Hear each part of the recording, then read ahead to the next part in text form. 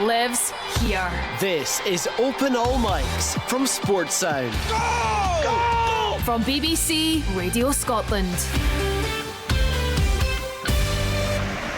You listen to Open All Mics on BBC Radio Scotland. 5 games covered for you this afternoon, but of course the goal news from right across the country as soon as it happens. Rory Lloyd, Billy Dodds and Tom English alongside me in the studio. We're on the telly today, BBC One Scotland, from 4:30 until 5:15. Let's then get around the grounds. Alan Preston is up at Tannadice for us today. It was a really sore one for United last week, Alan, wasn't it? It was.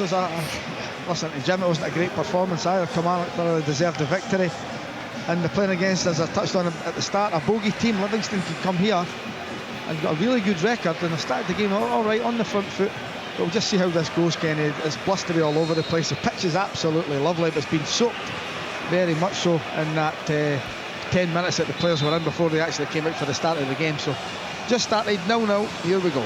Rory, you were there last week, and we have to give a lot of credit to Kilmarnock. I thought they played really, really well, but looking at it from a United perspective, what were the issues? They were just too pedestrian. They were under par. Their quality at times. Dulcich, who started the season really well, was well off it, to be honest. He's passing, his movement, everything about it. He actually got taken off shortly after half time. It was compounded by the penalty miss. The first 15 minutes the two sides felt each other out, but no pace, no tempo to it. Every single player just looked flat. The players under Jim Goodwin know what they're doing. They're organised, and it was just on that particular day, which I suppose can happen from time to time. There were just far too many players just not at the races. So I don't think it's not a huge concern for Dundee United. They're still sitting pretty in the table, but you'll not want a repeat of that this week. Yeah, Kilmarnock were fantastic last weekend. They're at home to St Mirren this afternoon. Julie Fleeting is down at Rugby Park for us. Are you expecting quite a tight game there, Julie? Yeah, I think when you look at both sides, they've had a similar start to the season, albeit St Mirren are sitting in third spot, but it's very close between the teams, between third and kind of 7th, 8th place. I think just looking at the way the teams have both lined up, it's kind of man for man at the moment, and probably looking to kind of play in a similar type of style, in that they'll want to get the ball forward quickly, try and exploit the gaps between the wing backs and the centre backs. And yes, it's a difficult one to call how this game's going to go, but I'm hoping for a lot of goal-mouth action. Billy, you of course know Stuart Kettlewell very well. It's fair to say he wasn't a popular appointment as Kilmarnock manager, but he's off to a very decent start, isn't he? Yeah, I think I don't think Stuart cared about that. All he cared about was getting the tracksuit back on and getting on the coaching pitch and proving people, I wouldn't say wrong, but just showing them how good a coach he was, and I think that's been the case. And obviously they had an okay start to the season, but getting that vital 3 points away from home, because he never had a great away record last season and this season, it was important to got that wee win, and I think it'll catapult him onto bigger and better things. I tell you what he has done. He's improved the away form. I mean, I'm always banging on about the Kilmarnock pitch being a big advantage for them, and they get the vast majority of their points at home on that pitch, and Kilmarnock fans love me for raising this constantly. David Watson was fantastic. He was really player rejuvenated. Really good. But they've played 3 games away in the league. They've beaten Dundee United, drawn with Motherwell, and drawn with Hibs. So their away form has improved, and they're going to be decent at home. If their away form continues along the similar lines, they're in business. There was a comeback against Hibs as well, because they were down in that That's game. right, so the wonder goal in that game. Yeah. They've got that temperament, and I just think, and Rory was there, and he was eulogising about it, and he said about how good they were at both ends, brilliant defensively, and going forward, their first goal was, I called it sensational, both ends of the pitch. I really like David Watson. What do you guys see in him? How far can he go in the game? One thing I noticed last week, which I had David Watson maybe unfairly down as someone who maybe didn't have the technical flair. He did score a fantastic goal up at Pittodrie last season or the season before, but he was box to box, all action, crunching into tackles, winning the ball back, hitting the box, scoring goals. Last week he showed a real intelligence to his game. He understood what he had to do, which was picking up positions between the midfield and the defence of Dundee United, and that's not always easy to do, when to move in there, how to buy yourself space, and he did it consistently in the first half. It was a thorn in Dundee United's side, so he's shown all the attributes this season that he's got that added to his game, and that you've got to give Stuart Kettlewell credit for that as well. I think you're on the money, Rory. He has energy. We don't have to describe that. We know what he's all about. But I think because you're inexperienced and you're young, you sometimes lack that intelligence and technical side, and I think he's getting better with age with that one. Goal at Firhill. Right, Ian McCall. That's for the home team after 5 minutes. Again, I mean, the two wingers just play so wide. Fitzpatrick got it in wide one side, cut in, played a really nice little 1-2 with Tony Watt, and then played in Logan Chalmers, and he's just bent it in the far corner with his left foot. I mean, terrific goal, terrific finish. I've got a feeling this could be a long day for Arbroath. 1-0 to Partick Thistle. Ian, to be fair to you did say there would be goals there today. Talk to us about Logan Chalmers. He's a player I enjoy watching. He's got a lot of talent, hasn't he? He has. I mean, him and Fitzpatrick on either side. I mean, I've got to take credit to credit to Mark Wilson. The two wingers, they play so wide. I mean, I really enjoy coming to watch. I mean, there's not a great crowd today. The Thistle fans need to come back and watch this team, because the two wingers, Chalmers and Fitzpatrick, I mean, it's the old style chalk in the boots, and they don't want to try and just pass the ball. They want to just get at people, play 1-2s or strikes at goal, beat people. Both get terrific ability and both get good pace as well. We'll chat a bit more about the championship title race and the position of some of the clubs there. We're covering 3 games in the championship today. So first goal there for Partick Thistle, Logan Chalmers, putting them 1-0 up at home to Arbroath. Just elsewhere, Kelty Hearts 1, Peterhead 0. Rico Diak on 6 minutes. It's been a dreadful start to the season for Cove Rangers. There's a goal behind away to East Fife. Kieran Miller with that goal. East Fife 1, Cove Rangers. Now let's get to the championship leader St Johnstone there at home to Ayr United. Willie Miller is there for us. What's happening in the early stages, Willie? Ken, it's quite a quiet start to this game, really. I was expecting certainly the home side to be more active in the opposition penalty box. There hasn't been any chances created. Ayr United look comfortable, confident, but you know, for me, I just don't think that St Johnstone have showed enough early in this game, to put them under pressure. Obviously Ayr, playing with a little bit more confidence on the run that they're on, but for me, watching St Johnstone over a number of games now this season, I'm just a little bit surprised with the lack of energy in the opening 5 minutes of this game. I'm hoping that it's going to be turned round very quickly. Let's find out what's at a start there has been up in Dingwall. Ross County at home to Wraith Rovers. Let's get the latest from Ian Auld. Yeah, it's a very level start here, Kenny. 7 minutes on the clock here in Dingwall. Both sides just feeling each other out. The only real advantage, I would say, for Ross County so far is they seem to have the wind going their way. The wind, I make it, coming in from the west to the jail end. So the wind coming in off that side. Ross County shooting to my left. So that's the only real advantage. Both sides looking lively in the early stages, but no real action to speak of at the moment. Ian McCall, what is your reading of the championship right now? St Johnstone has got a decent advantage. It's early on. You would know that Thistle have got a game in hand. You say Thistle playing very good football on a good run of form. County really struggling right now. Where do you see the lie of the land? Well, yeah, I mean, the only difference between the St Johnstone and Thistle just now is that first day absolute hammering Thistle took against St Johnstone, the 5-1 game. So, I mean, I think both these teams, St Johnstone look the better team just now, but I've seen improvement in Thistle every time I've watched them. The one team I wouldn't rule out once they get everybody fit is Ayr United, who are playing St Johnstone today. I think they could push on into the top 4, and Wraith Rovers. But if you're asking who's going to win the title, I think it'll come down to either Partick Thistle or St Johnstone, and I think it'll be tight. I genuinely do, and I don't think the Thistle fans believe that just quite yet. Good hit, good save. Yes, Al. Brilliant. Livingston have been brilliant. Good hit for Lewis Smith, good save. Keeper knocks it wide. May goes in for the rebound. It's knocked out for a by kick, but Livingston are stoking the ball about, really confident, really good hit, good save. Yeah, I don't think it's certainly not the first, and it won't be the last time we hear the words good hit from Lewis Smith throughout the season, because he's starting the season so well, so direct, but he can come inside, he can go outside, he gets his shot away, and Livingston have started pretty well. Dundee United similar to last week so far, Alan. The build-up plays okay, it's fine, but there's just a little bit of a lack of intensity in the final third. Even watching there, the ball lands in the middle of the box. Sapsford's not even between the sticks. They're in again. Telling you now. I'll tell you what, Livingston, if they keep this up, they'll win this match. They've been really good this early on. It's on 9 minutes on. Dundee United, as you're right, where they can't get on the ball, can't get out at all. created nothing. Livingston are all over them just now. Yeah. First chance of the game here, Kenny, and it fell to the visitors. Ethan Walker finding an enormous amount of space down the right hand side, galloped into the box. It was a tight angle, but wow, it was so close. It just shaved the back post. I thought for a moment that it was going to end up in the back of the net, but it didn't. Still 0-0, but a big chance and a good move from Ayr United. Yeah. Well, I've got to say I'm delighted for you. You've actually seen a goal this week with your team. Magic. Thanks, Alan. Thanks. I was waiting for you to actually comment on it. I want to come back to that in a minute, actually, Willie. That's an old one, by the way. Well, I want to get your thoughts Kenny. on Jimmy Tulane. We'll get that in just one set. I know Rory wants to jump in the championship chat. It was nothing major. It was just about the championship, and every time I hear Logan Chalmers, I remember getting posted through at Kirkcaldy. It was my birthday a couple of years ago, and went through, and man sat next to me, Billy, smiling already. He was under severe pressure at the time, I remember that, and they were 2-1 down with about, he must have been in stoppage time, and Logan Chalmers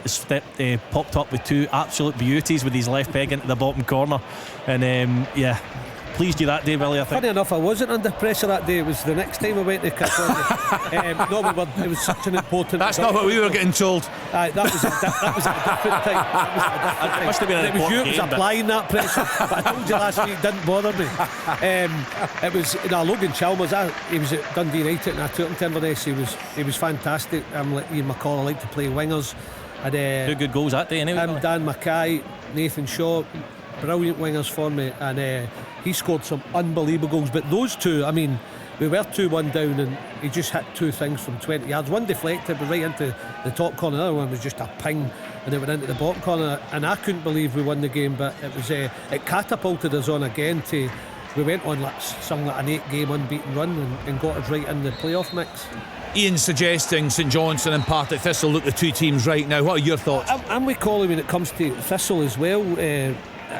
You were wondering how Thistle were going to go with Matt Wilson in charge. Great lad, so unassuming. I think it's good that he's got that job and he's got getting his own mark on it. Pardon the pun, obviously that's his name, but he's done really well, and I'm impressed by them. I tipped Ross County, so what did I know? I also tipped Inverness for the League One, so they've done well to come back for a -5 deficit. I thought the Highland clubs would win it because I just know how much Roy McGregor invests in that club. I still think they'll come at some point and get up there, but I think they've fallen way too far off. It's a dreadful start for Tony Dockery, isn't it? Well, for Doc, but also, he went in there when it wasn't good and they were rock bottom as well. So he's inherited a team that are not playing well, low in confidence. He's got to get them going. They're 18 points at the start of play today behind St Johnstone. It's too much of a gap to be involved in the title race, I'm afraid. Ian, what's been the feeling up there, Ian? You keep a very close eye on that football club, and you were right across things towards the end of days for Don Cowie up there. Now it's a very early, of course, for Tony Docker. I'm not suggesting any pressure on his job, obviously, but I think when you look at the fixture list, and albeit Arbroath made a decent start, you've got Arbroath at home, you've got Queen's Park at home, you're expecting a bit better, aren't you? Yeah, I think the Ross County fans are very patient as well, so Tony Dockery will have that on his side too. I think it is quite early in his tenure, but Ross County fans will want to see some sort of reaction. I know he's added 5 new players in the last couple of weeks, 3 this week alone, but in saying that, over the summer Don Cowie brought in a number of players, so yeah, Ross County fans will be looking for some sort of reaction. It's a big month for Ross County as well. They have games against Partick Thistle, St Johnstone and Dunfermline to come this month as well, so they really could do with getting all 3 points to start off October on a high. In terms of the game, they'll bounce around the grounds. I want to go back to Willie on a point, but just fairly even up there at the moment, Ian. Yeah, Raith Rovers starting to come into it now. Dylan Easton, as you could imagine, he's the talisman for Raith, starting to work his magic. They forced a save from Trevor Carson a few moments ago, but fairly even just now, Kenny. Right, let's get back to Firhill. Partick Thistle off to a flyer there. Ian McCall, you fancy they could be in for a few this afternoon? Well, listen, famous last words, but they're certainly playing in the front foot, both particularly down this right-hand side. Chalmers and the young lad McPherson, they've got on loan from Celtic, combine really well. Fitzpatrick's getting on the ball on the left-hand side. They play so wide, and then he's coming in on his left foot, Chalmers. Fitzpatrick's coming in on his right. But I think both have changed a little bit. They went 4-5-1, and they're missing as I said, Tam O'Brien, who's arguably, or he was the best centre-back in the Championship when I was managing in it. So Dick Campbell said, Collier. He said all his players are the best players. But no, it looks like a matter of time, but it's famous last words. But I think there's something happening. I agree with Dodgy. Well, Weimar Wilson's, it was very surprising he got the job, and a lot of people would say he didn't earn the job, but he's come in and I think they look really, really well coached, and they look really good. I think last season they were a really tough watch under Duels, unfortunately. I saw them 4 or 5 times. This season they're certainly not a tough watch. Whether they'll go on and win, they'll need a lot with injuries, but I think they'll be up there. I really do. Yeah, flying this afternoon, certainly that early goal against Arbroath. Let's get up to the game at McDermott Park. St Johnstone home to Ayr United. Was wanting a fair bit about Saints, Willie. Ayr United was a slow start to the season for them, but they've been in a very good run of late. How are they looking this afternoon? They're looking fine, Kenny. There's nothing in the game whatsoever. You've got two teams that are enjoying, having the ball and passing the ball, and some good movement off the ball as well to make that link-up play look easy in the eye. And they've been in the St Johnstone box on a number of occasions. They've had the best opportunity. Ethan Walker strike. They've got a corner now as well. So although it was a slow start, you feel and you think with the recent results that Scott Brown has managed to turn it round. Certainly, only 15 minutes into the game, right enough here that they haven't looked out of sorts at all. In fact, I would say they've probably been the better of the two sides. Yeah, encouraging news there for Ayr United fans. Stirling Albion 0, Dumbarton 1. Scott Honeyman on 14 minutes. 2 games kicked off at 3 o'clock in the top flight this afternoon. Kilmarnock at home to St Mirren. Julie Fleeting is there for us. Either side taking control there, Julie? It was a bit of a frantic start, I have to say, but certainly I think it's now St Mirren that have settled the better side. I think when they're out of possession, they're very quick to organise into their block and they protect those central areas. You get Phillips, who's very aggressive in his press, and he's looking for the front players to join in. Kilmarnock probably haven't strung enough passes together. I think they're looking for the balls in down the channels. They're looking for Bruce Anderson to try and link up with David Watson. Hasn't quite worked for them so far, and at this moment I would say it's St Mirren who've got the better play. Right, let's get to Tannadice. Dundee United at home to Livingston. Alan Preston is there for us. Alan, away side still looking the more likely? Yeah, without a doubt, they're playing really well. Nice movement from one side of the pitch to the other. United were lucky there. Esselink played a ball square. He's in the 6-yard box. He plays it square to his keeper, over hits it. And Livingston were almost in. It was Smith who was trying to put him under pressure. He kicks it off the keeper and out for a bye kick, but really lucky. United taking chances at the back. Livingston are the better side. They may have the advantages off the wind, which I get, but sometimes it's easier to play against the wind. As long as you pass it to your teammates. Livingston are not overhitting it, which you would expect with a team with the wind behind them. They're playing very, very well. Really nice stuff from them, but still 0-0. Kucherenko put his finger up straight away to Esselink, Allen, and waved it as if to say, under no circumstances do you play ridiculous. That pass. He should have went. Yeah, he should have went to the other centre back or the full back. It's a crazy pass. Even if it came off, it was so risky. So in the Premiership, Dundee United 0, Livingston 0, Kilmarnock 0, St Mirren 0. 5:45 start at Tynecastle. Hearts are home to Hibs. Full commentary right here on BBC Radio Scotland. In the Championship today, a full card: Airdrie 0, Morton 0, Dunfermline 0, Queen's Park 0, Partick Thistle 1, Arbroath 0. Logan Chalmers with that goal. Ross County 0, Raith Rovers 0, St Johnstone 0, Ayr United 0. Into League 1. East Fife 1, Cove Rangers 0, Hamilton Accies 0, Inverness Cally Thistle 0. Peterhead have just equalised away at Kelty Hearts, 1 apiece there. Stennismuir 0, Montrose 0. 5:30 start, Cooney the South at home to Alloa. In League 2, Clyde 0, East Kilbride 0, Elgin City 0, Forth Athletic 0, Spartans 0, Edinburgh City 0, Stirling Albion 0, Dumbarton 1, Stranraer 0, Annan Athletic 0. And in England there was one game kicked off at lunchtime. It finished Leeds United 1, Tottenham Hotspur 2. 3 o'clock starts, Arsenal 0, West Ham United 0, Manchester United 1, Sunderland 0. Mason Mount with that goal. 5:30 start, Chelsea at home to Liverpool. Tom was in here with me on Thursday night. We covered 3 Scottish sides in European action. Willie, I think the best performance out of the 3 came from Aberdeen.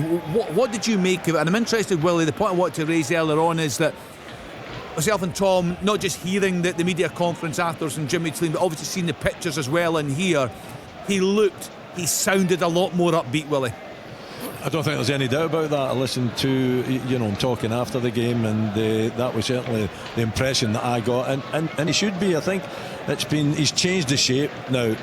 Did I expect him to change the shape? No, I didn't, because he's been a kind of a slave to the four at the back. But winning the Scottish Cup and then playing against Motherwell and Shakhtar with the three central defenders, and I think that the squad that he's got, it would lead me to believe that that's how he should go for the rest of the season, unless there's injury issues. I know Tobers is out again for a lengthy spell, but with Milne, Dorrington and Canuster at the back, and I think it gives him that security, and it allows the other players to be more proactive and more on the front foot and get forward. I thought that Carlson looked really good. I'm not too sure about Keskinen as a wing back, and Marko Lasitic, what a strike he had. Did you see it? Yeah, on the turn, and it's a great save, and eventually Aberdeen scored. But if he can show, he showed some good signs during the game as well, and that's been sadly lacking, as you know, the lack of goals for the Don. So as far as Jimmy Tillene's concerned, he was right to be happy. I think he can see things turning. I think he's found a formation that the players look happy in, and I would imagine that he would try to stick with that formation, because it certainly is making them perform much better, and actually creating and scoring goals. Willie, having had, I know they've lost, but they've had a positive performance, and they've had a hugely emotional response from Jimmy Tillene. I thought he spoke brilliantly, about talking about releasing the handbrake, showing the personality, creating the atmosphere in the stadium. We have to believe in ourselves, and then the fans will believe in us, all that stuff. I thought it was really, really an engrossing interview that he gave. But he's got to win now. He's got to back that up, doesn't he? Because if they lose against Dundee, the air is out of the balloon again. Yeah, but without doubt, Tom, the home games are crucial for him. And really, if you look at his season, if he'd won both the home games against Falkirk and Livy, then it wouldn't be so dire for him. He wouldn't be under the same amount of pressure, but he hasn't done that. Now you're going up against Dundee. The only result, and I know I said it in both these games I've just mentioned, but the only result tomorrow is a victory. On the back of two good performances.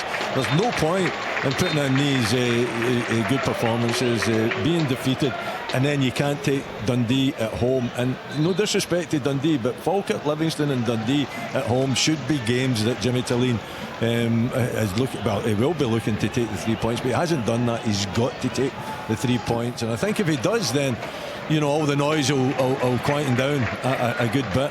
The fans were definitely with him, Tom. Yep. It was a great turnout on Thursday night. The fans, they actually stayed at home. They applauded. I'm not for fans staying in the stadium and applauding when the performances are not good. I thought it was deserved on Thursday night, and they did the same against Motherwell too, and it was deserved then. So no, I think it's turning for him. The chairman is still backing him, as you know, and I don't see that changing unless things go drastically wrong from here on in. But the signs are that he's managed to turn the tide. It's just so nice to hear Tom and Willie upbeat, isn't it? Seriously, we're always. Oh, no, nice. We're the Chuckle Brothers. Don't worry. Chuckle Brothers. Dodge, I could talk about your first season at Aberdeen when I signed you. You've done so many. You've done so many occasions. He never misses an opportunity, does he? But as I said to you when Willie left, my game improved. I don't know why that was. Right, Alan Preston. Let me bring this back to football. Davy Martindale is going mad, and rightly so. Stevie May was taken out 30 yards out, centre of the goal. The referee's trying to wave play on. Eventually, you could see the referee wanting to give the foul, wanting to give it, eventually doesn't. Stevie May's still down struggling, and Davy Martindale's going mad at the fourth official. The referee should have given it. The referee should, looks a real bad one, Rory, for him. It's still down. The referee should have given the free kick. He wanted to play advantage, I get it, but there was that time 2-3 second delay where he could have brought it back and gave the foul. It would have been a right opportunity for Livingston. That's gone now. It's a really clumsy tackle. The ball bounces up, Stevie May gets there first, and it's the instep from the defender that catches him high at the knee. Don't think it's enough for a red card, don't get me wrong, but it was clumsy. But I'm really surprised with this referee. This is his third game. I watched his debut. I don't recognise him, Alan. Do you know who he is? Do you remember Duncan Nicholson. Yeah, I watched his debut. His debut was against in the Premier League was Livingston versus Hearts at the start of the season for the end of August. He booked 9-7 Livingston, 2 Hearts. I thought that would have been a yellow card there for that challenge. I had a player, Lewis Nicholson at Inverness. That's his brother. Was it? Nice boy. Very young looking guy. Yeah, Stevie May's movement's been really good. they've been He was brilliant, magnificent honestly. last week. He'd be disappointed he didn't score. I know that feeling as a striker, because although there were maybe half chances, I think the first one he should do slightly better, but his actual movement today as well, Alan's been top class. It's been different class. Kenny, when the police and the referees are looking young, you know you're getting old.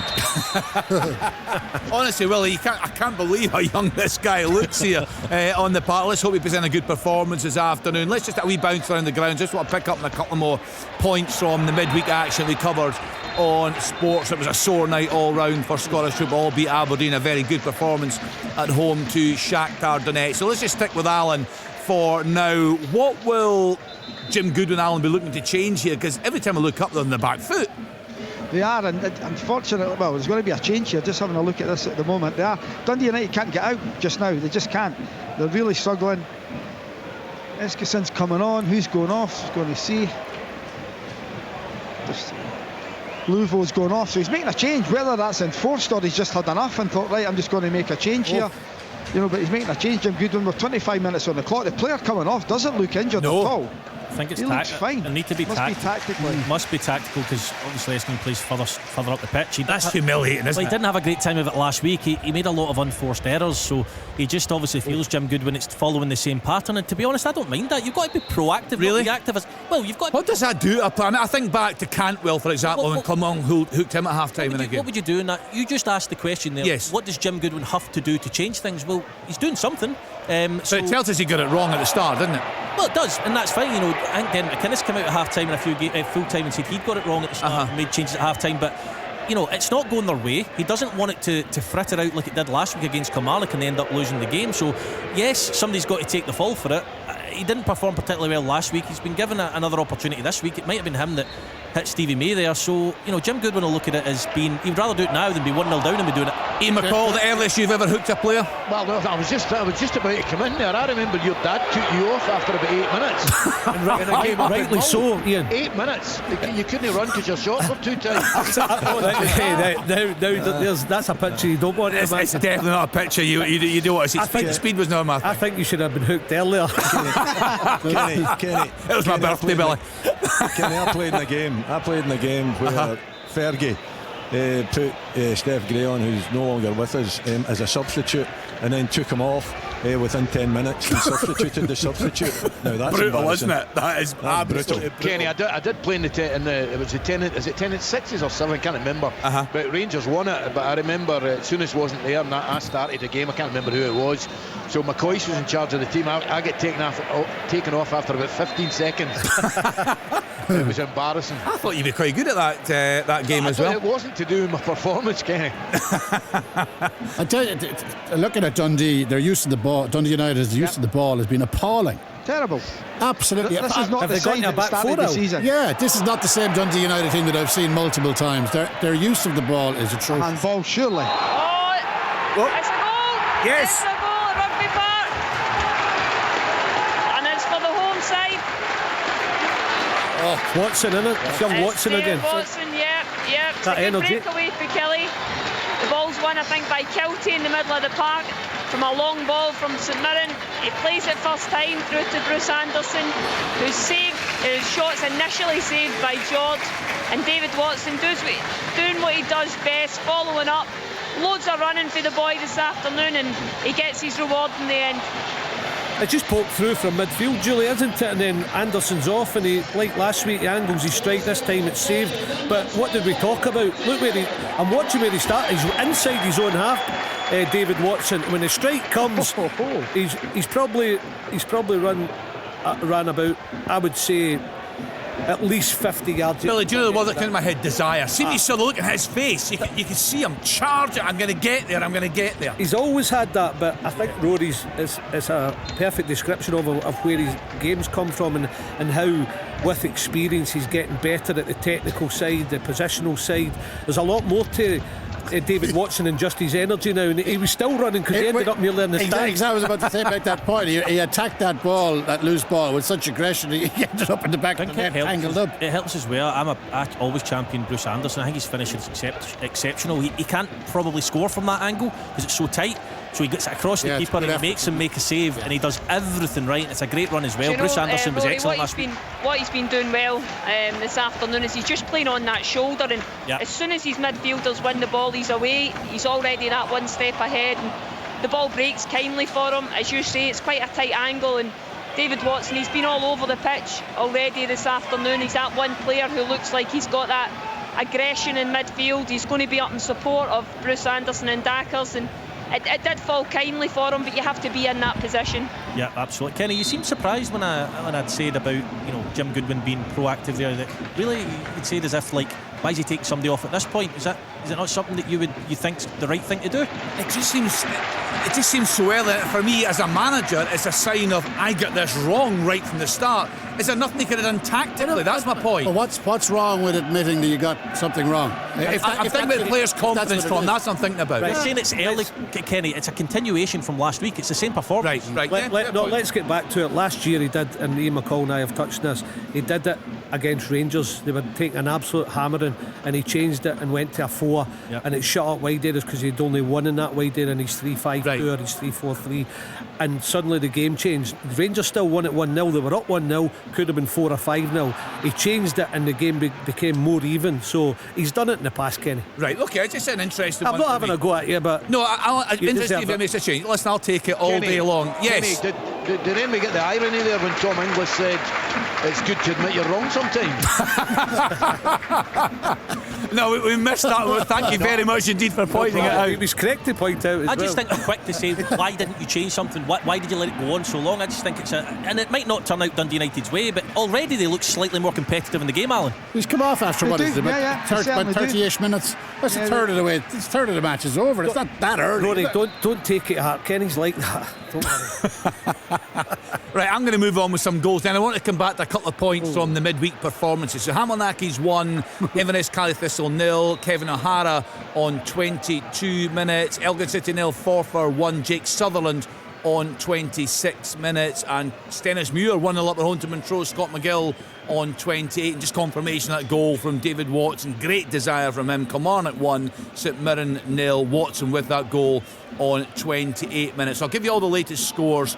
We'll bounce around the grounds and we'll have a quick chat about a couple of points from midweek. So in the 2-3 o'clock starts in the top flight, Dundee United 0, Livingston 0, Kilmarnock 1, St Mirren 0. David Watson with that goal. Full card in the Championship today: Airdrie 0, Morton 0, Dunfermline 0, Queen's Park 0, Partick Thistle 1, Arbroath 0, Ross County 0, Raith Rovers 0, St Johnstone 0, Ayr United 0. In League 1, East Fife 1, Cove Rangers 0, Hamilton Accies 1, Inverness Cali Thistle 0, Kelty Hearts 1, Peterhead 1, Stennismuir 1, Montrose 0. 5:30 start, Queen of the South at home to Alloa Athletic. In League 2, Clyde 0, East Kilbride 0, Elgin City 0, Forth Athletic 1, Spartans 0, Edinburgh City 0, Stirling Albion 0, Dumbarton 1, Stranraer 0, Annan Athletic 0. And in England, full-time score: Leeds United 1, Tottenham Hotspur 2.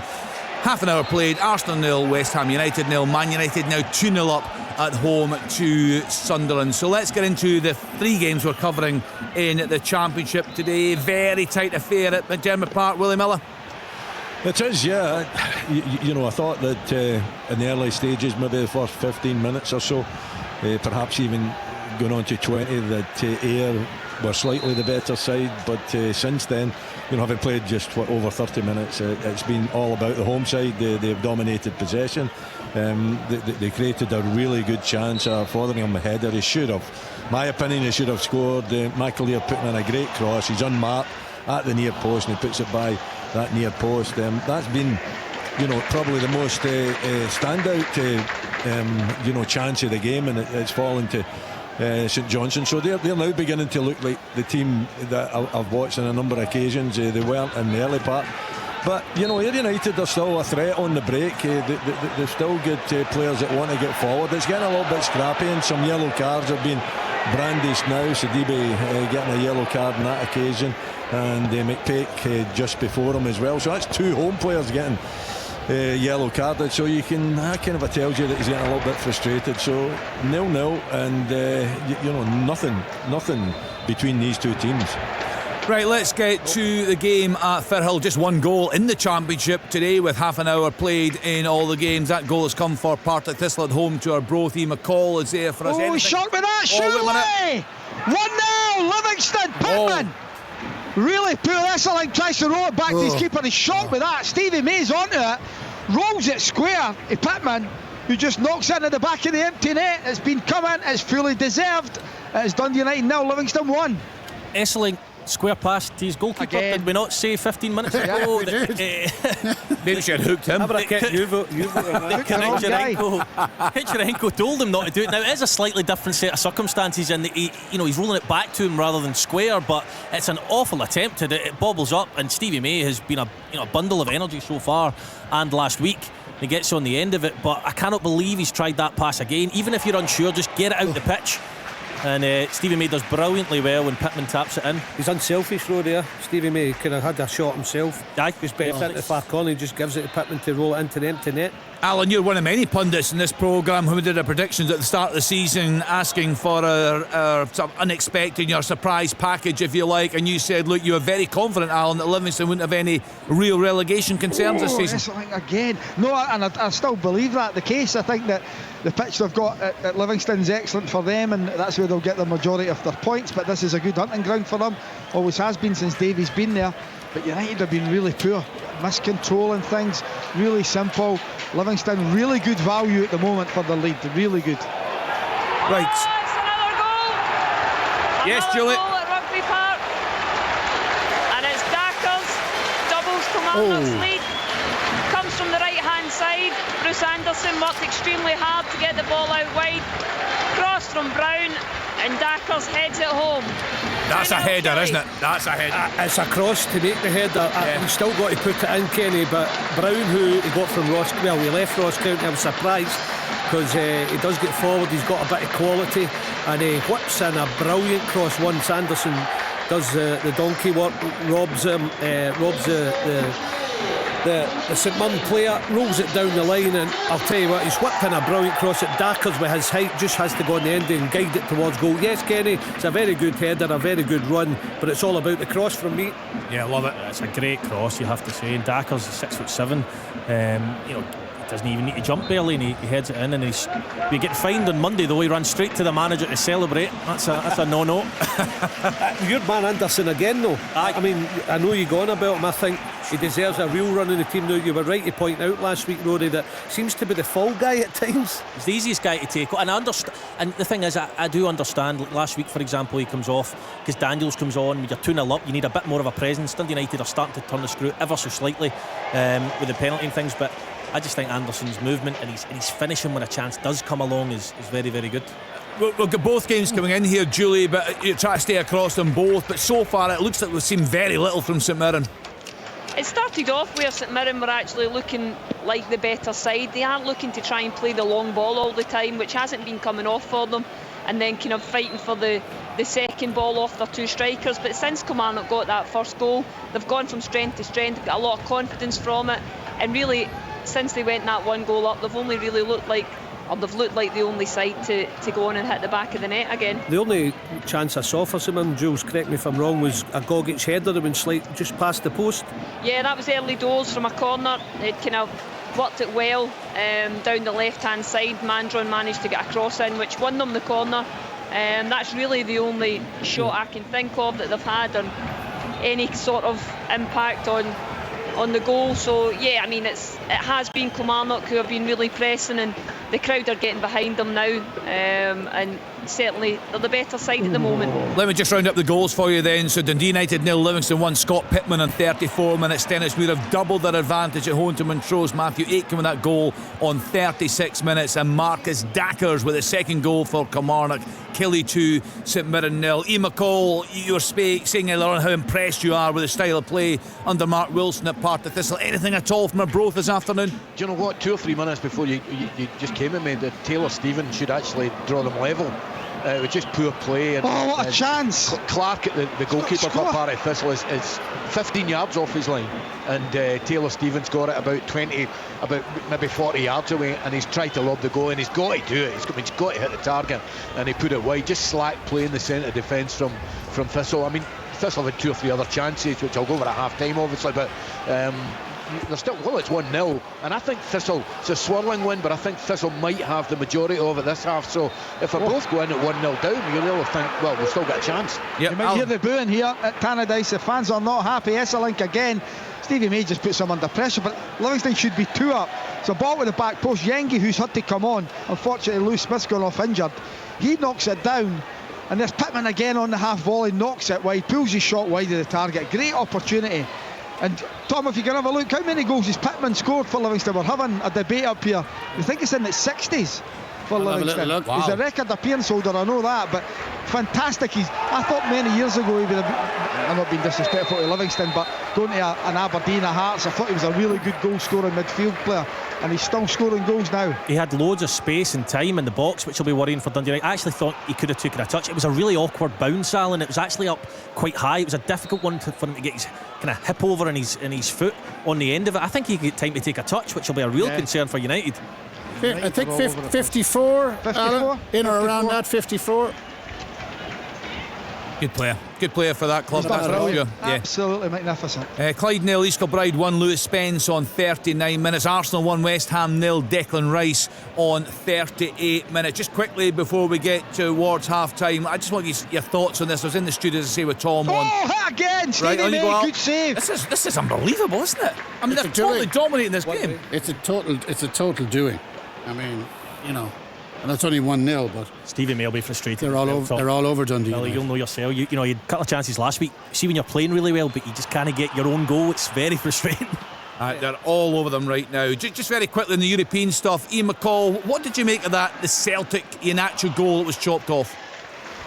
Well, I text Tom when he was in the studio to ask about the replays, because all the replays I saw on the TV, I thought it hit his face or his head. I don't think his hand was anywhere near it.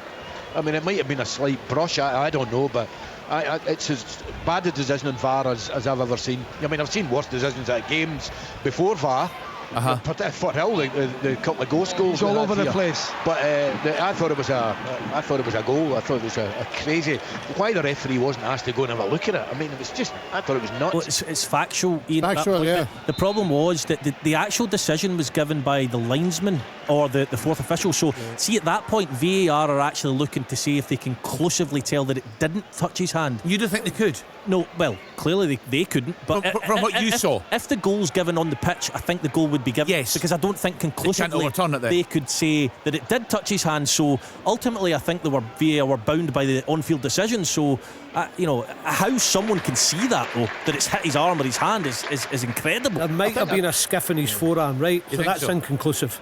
Right, I mean, Bobby Madden got a good explainer up on this actually. It was just an interesting debate, Tom, on Thursday night, because we couldn't understand it at the time. Yeah, and I've looked at it, and I looked at it and I thought, hang on, there's no handball there. I don't see this. But then you think, okay, they've given the decision. There must be something in there. There must be some angle that's conclusive. That's making them get to reach this conclusion, and I still haven't seen anything. But the point is that if they can't conclusively say that it didn't, so they don't have to hit his hand. If the on-field decision is given as I understand the mechanics of it, but they don't have to see it conclusively hit his hand. They just have to be able to say they can't tell. But there was no handball there.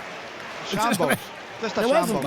Yeah, I thought it was a bizarre. I thought there was enough in the replays that we saw that you could tell it didn't hit his hand. Ruling goals out for that, though, Ken. It's just Celtic should have been back in the game. That's Look, I mean, it's a bit of a smokescreen. Celtic terrible, but they should have had a good. Yeah, absolutely. Yeah, I know you've got some points to make. We were chatting earlier on about again the Rangers defending and Russell Martin talking about stuff we've worked on and talking about mentality and stuff. Honest to goodness, we'll get to that. Maybe in the second half, actually. We'll just go round the grounds again. Stirling equalised at home to Dumbarton. Ryan Shanley with that goal, 1 apiece. That is you right up to date with all the goal news. Let's just have a wee bounce around the grounds before we get the half-time reports. Just a reminder, we're on the telly today, BBC One Scotland, from 4:30 until 5:15. Of course, the action continues on the radio. What a game it will be at Tynecastle tonight. I think we can promise you that. Hearts at home to Hibs. Full coverage. It kicks off at 5:45. So Alan Preston, we'll start with you, because that's what all the action is in the top flight, certainly this afternoon. I mean, 2 really good goals for Kilmarnock, but I think the drama if we look at that, because it's quite incredible the dominance that Livingston have got in this game. It has been, and they've been magnificent. Honestly, their one-touch play, their movement off the ball. Stevie May's the lone striker. He's been really, really good. Dundee United are all over the place defensively. Started with a 3, now at a 4. Esselink doesn't know what he's doing. I'm being honest. Stevie May is all over him. He's just playing on his side now, just because the defenders haven't won. Livingston 1-0 it is. Should be more. Right, let's get only 1-0. It still gives United a chance. Absolutely. Let's get to Julie Fleeting and the home side in control down there at Rugby Park. Julie. They are, but they're about to defend a corner. It was Mandron who ran the channel, managed to win his team a corner. It's a decent delivery, bouncing around still. It looks like it's David Watson. Strikes him, he's possibly in the face, unsure, but certainly Kilmarnock get it clear for the moment. And one of my pet hates, I have to say, just looking at the pictures there, I think there's about 1,200 St Mirren fans up in the upper level behind the goal there. Just how it looks. We see it at Fir Park a lot as well, don't we? It just doesn't look good. What you say, they stick them in the bottom tier? Aye, it saves them invading the pitch if there's a goal in the last minute. Well, that's true. That's true. Listen, that was bang out of order, certainly in the League Cup quarter final. I think, Kelly, they like a vantage point. We're looking at this, see if it hits his face or his hand. Down there at Rugby Park, Billy. So here we are. So given that. There's a little movement. So just talk us through it. His arm, Robbie D's, his arms are by his side. It's in close proximity, but he's headed it, and he has had a slight movement towards it. I think they're asked no penalty. They're saying no penalty. Yep. No penalty. Yep. I'm going ahead with the throw. A wee movement towards it, but it would have been harsh. I still think. We are into 4 added on minutes at Tannadice, where if it stays like this, I'm sure United will get booed off. Yeah, no, there's any doubt about that. Half time, Kenny and Dingwall. Oh, good stuff. Thanks, Ian. Old goalless there, Ian. Yeah, goalless. Ross County 0, Wraith Rovers 0. Wraith Rovers, to be fair, the better of the two teams. They've enjoyed the bulk of the possession. It's a game that we've talked about this before, but the weather's had a real impact on it. It's not stopped raining all day here in Dingwall, and the wind is having a massive say in the game. But still, Wraith edging it. A lot to do for Ross County in the second half. Right, we've seen a replay of that one again. They seem to dismiss that very quickly down there at Rugby Park. What do you make of it, Rory? Well, what I make of it is that there's penalties been given for less this season. Yes. And we want consistency, but I think everyone would agree we don't want penalties given for that. But based on what we've seen this season, I'm surprised it's not been given. Yeah, I think that's a perfect way to describe it. I wouldn't like to see a penalty for that, but we have. Yeah. We have seen penalties for that. I think they're a bit sceptical now after the Celtic penalty at Kilmarnock. Handball penalties. Wasn't a penalty either. Yeah, I agree. That's half time at Rugby Park. Kilmarnock 2, St Mirren 0. Thanks to Julie Fleeting. What a chance! Yes, Al. United thought it was in. Savage at the back post. It's a ball across a corner, whipped right in. I think he's got to score. He's running right onto it and knocks it wide. The only real chance United have had.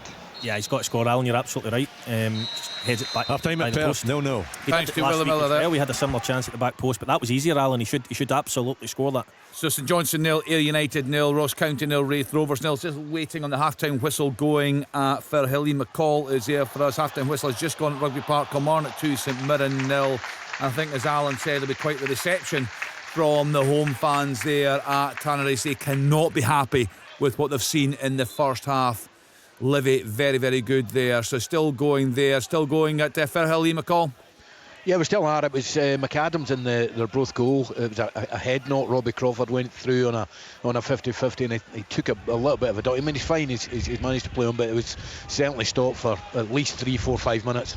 Right, okay, a wee delay there, so we'll get the half-time whistle. We'll give you some half-time reports. We'll bounce around the grounds for you. We'll give you all the scores, actually, from right through the leagues in Scotland and the English Premier Leagues. Just waiting the half-time whistle also going at Tannadice. Of course, we're going to go into an international week. We're all looking forward to that. Scotland off to a good start in their World Cup qualifiers. I'm trying to find it now, but I did see a goal going through earlier on for Che Adams, which is good news for us. Any going surprise omissions or people that are in it that have been... Yeah, well, listen, Alan, that's a really good... Let's pick that up in a second. Shankland would be the one, wouldn't he? Yeah, I mean, that for me is the obvious one. So it was Lazio 2, Torino 2, Che Adams with equaliser there in 73 minutes. Let's get around the guys on that a little later in the programme. I think there are some good talking points there ahead of the international games to come up. We're just waiting on the game at Firhill. Ian Till, there's a slight delay there, and also the game at Tannadice, waiting for the half-time whistle there. So we'll stick with you for now. Alan, it's just been woeful, hasn't it, from the home side? Oh, and again, the two centre halves have been shocking. Absolutely. Again, another mistake. He managed to redeem himself, but the centre halves have been really poor. They're all over the place.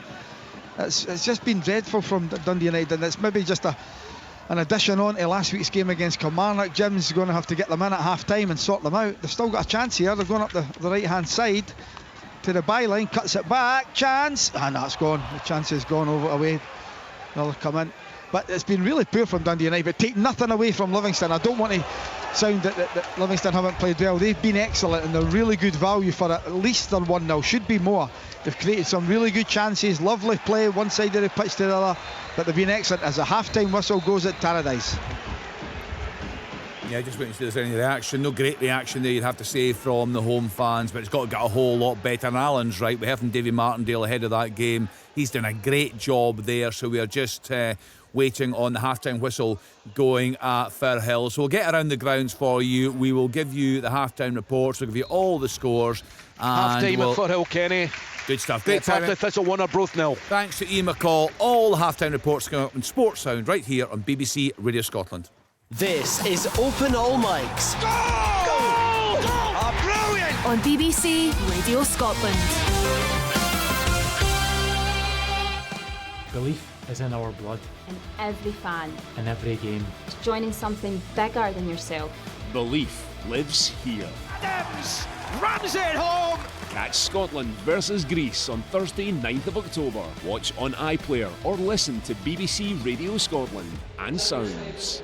You're listening to Sports Sound on BBC Radio Scotland. Let's get the half-time report. Let's start at Tannadice. What a game there. Dundee United at home to Livingston. Let's hear from Alan Preston. The half-time score, Kenny, is Dundee United 0, Livingston 1, and Livingston a good value and should in fact be further ahead. In 9 minutes, Lewis Smith had a hit well saved by the keeper.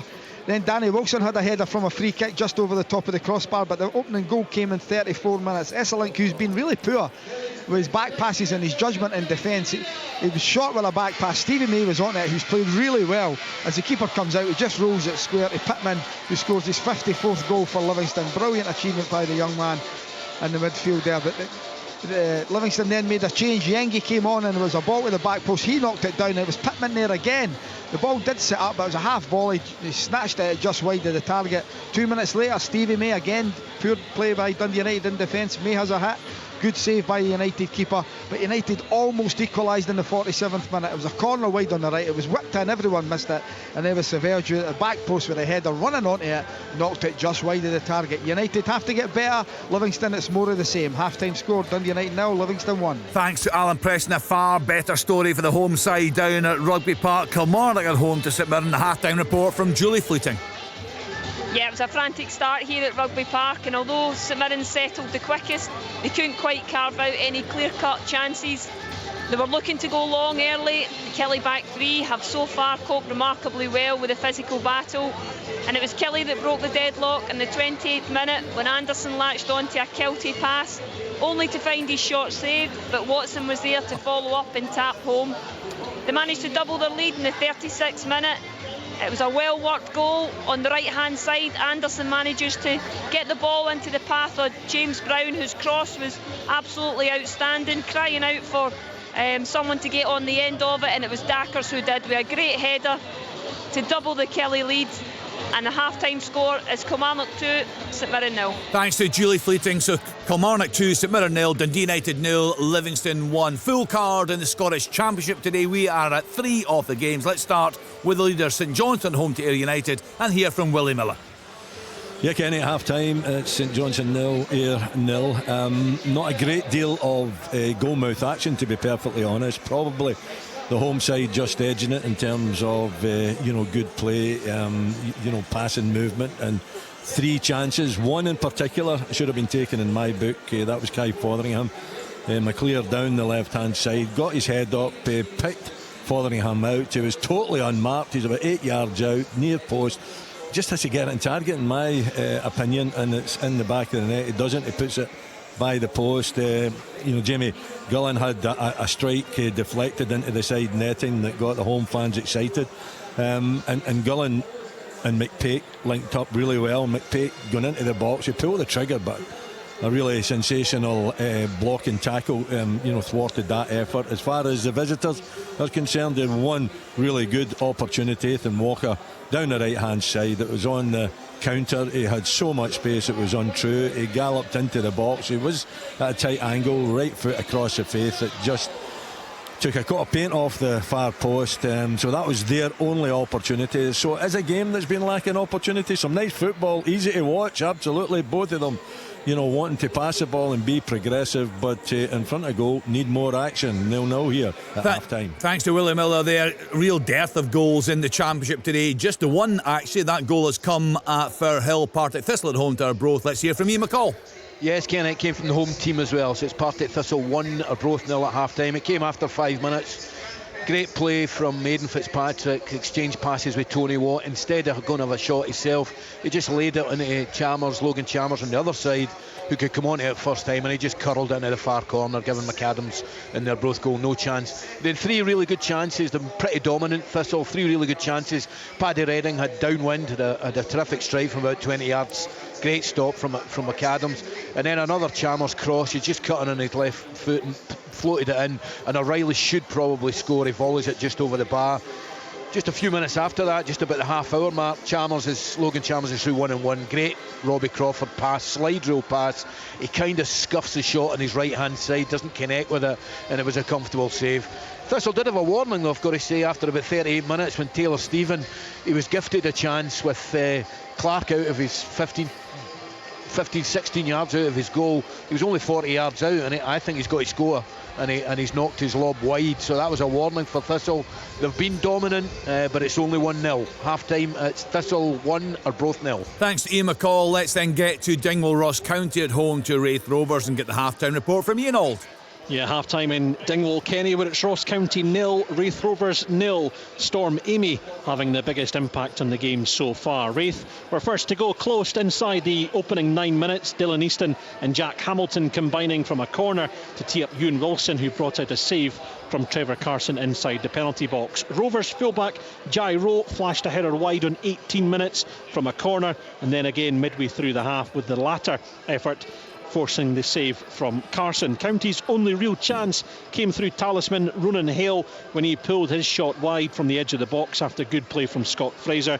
Then just before the break, a Declan Gallagher slip on the edge of his box let Hamilton in, but he screwed his shot well wide. Goalless in Dingwall, Ross County 0, Wraith Rovers 0. So in the Championship, Airdrie 0, Morton 0, Dunfermline 0, Queen's Park 0, Partick Thistle 1, Arbroath 0, Ross County 0, Wraith Rovers 0, St Johnstone 0, Ayr United 0. Into League 1, East Fife 1, Cove Rangers 0, Hamilton Accies 1, Inverness Carry Thistle 0, Kelty Hearts 1, Peterhead 1, Stennismuir 2, Montrose 0. 5:30 start, Cooney the South at home to Alloa. In League 2, Clyde 0, East Kilbride 1, Elgin City 0, Forfar Athletic 1, Spartans 0, Edinburgh City 0, Stirling Albion 1, Dumbarton 1, Stranraer 0, Annan Athletic 0. And in England, full-time score, Leeds United 1, Tottenham Hotspur 2, half-time Arsenal 1, West Ham United 0, Man United 2, Sunderland 0. We're on the telly today, BBC One Scotland 4:30 until 5:15. Of course, the action continues on the radio. What a game this should be. The Edinburgh Derby live from Tynecastle,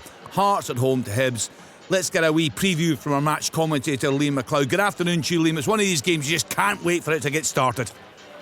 Yeah, no, absolutely. It's the first one of these this season, and whilst it's deathly quiet inside Tynecastle just now, just under 2 hours till kick-off, I took a walk down Dalry Road and Gorgie Road earlier, and the bars, restaurants, full to the brim with home supporters as they prepare to make their way to the stadium for the 5:45 kick-off. And Hearts looking to maintain this wonderful start to the season and hopefully for them open up some daylight at the top of the league ahead of Celtic. As far as Hibs are concerned, they're looking to win an Edinburgh Derby for the third time on the bounce, and they haven't managed that since a run between 1921 and 1922. So a little bit of history is there for the taking for Hibs today, but it is a huge task for them, despite the fact they've not suffered defeat too often, and they drew at Celtic Park last time out. The wins have been harder to come by for Dave Gray's side. For Hearts, they know a victory for them would open up an 11-point gap between them and their neighbours, and what a carrot that is, just 7 matches into the season.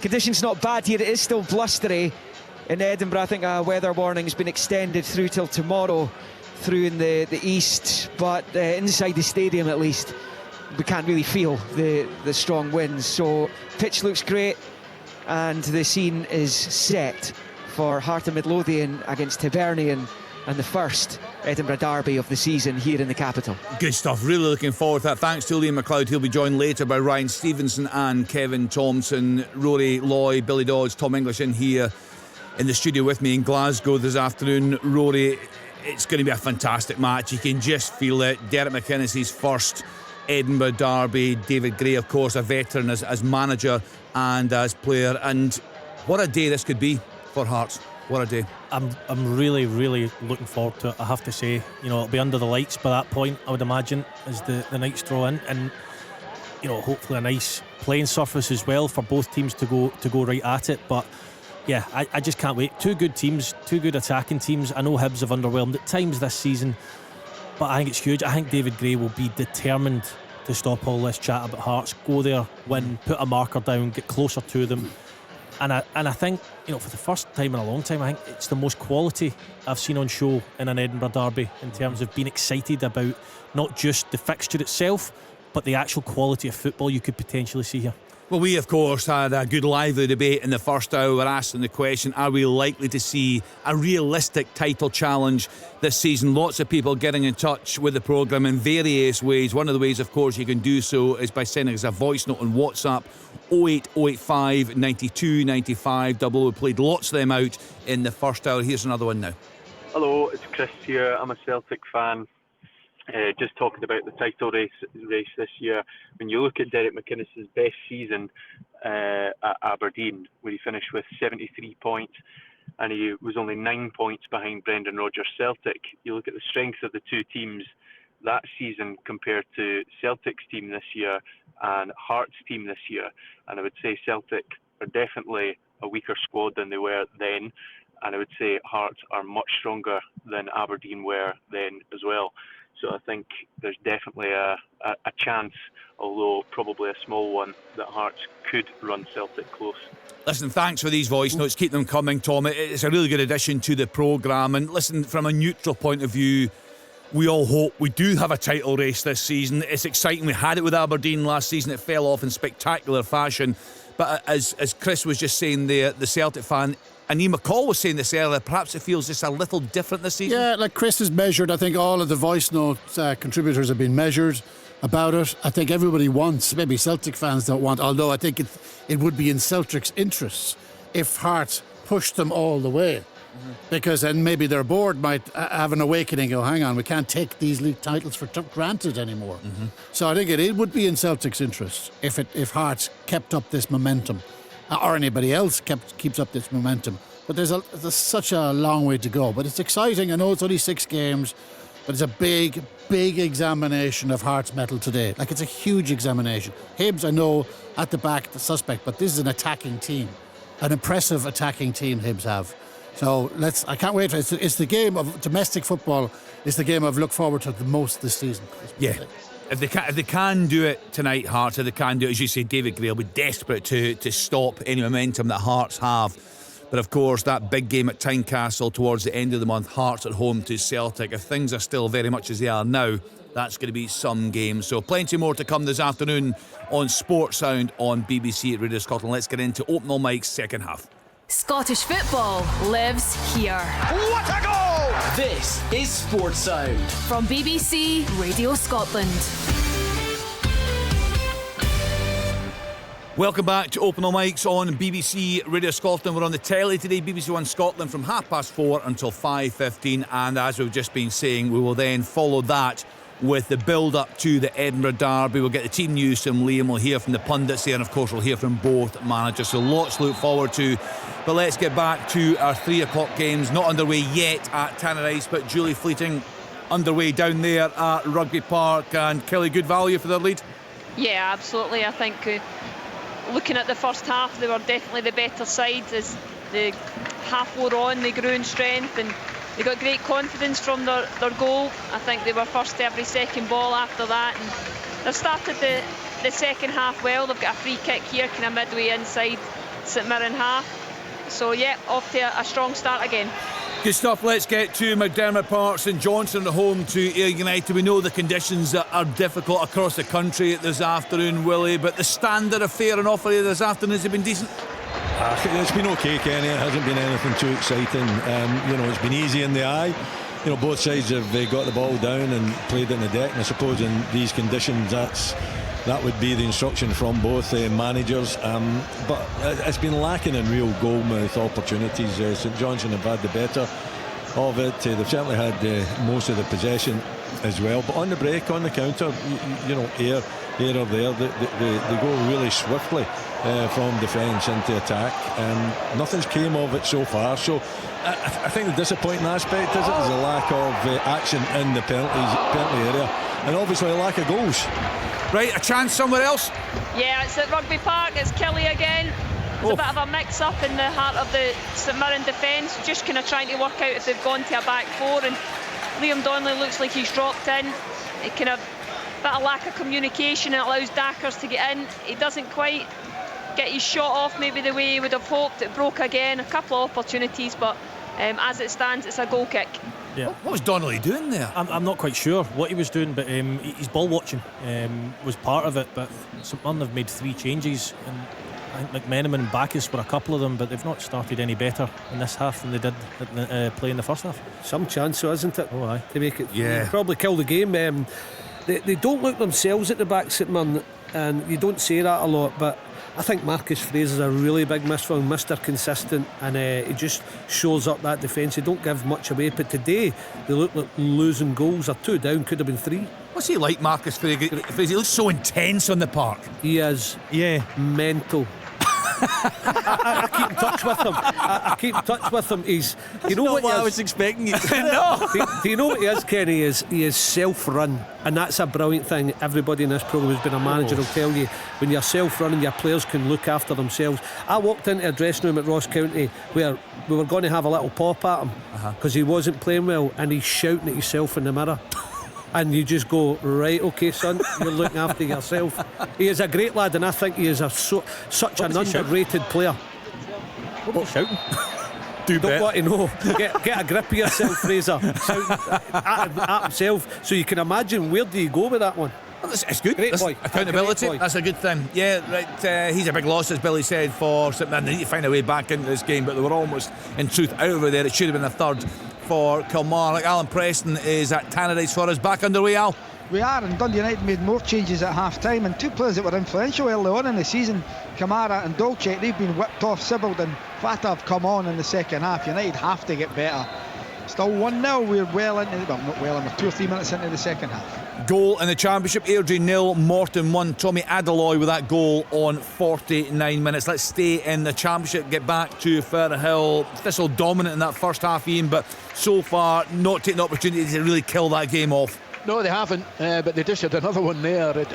Surprise, it's a yellow card. That crossed it with his right foot, and Aidan Fitzpatrick in the box probably should have been better. He probably should have scored. Right, a couple of things happened there, sorry. Yeah, McLennan, it's a poor tackle, it really is. He gets beat by Fata on the right hand side. He just pulls him down. First yellow card of the afternoon for Conor McLennan.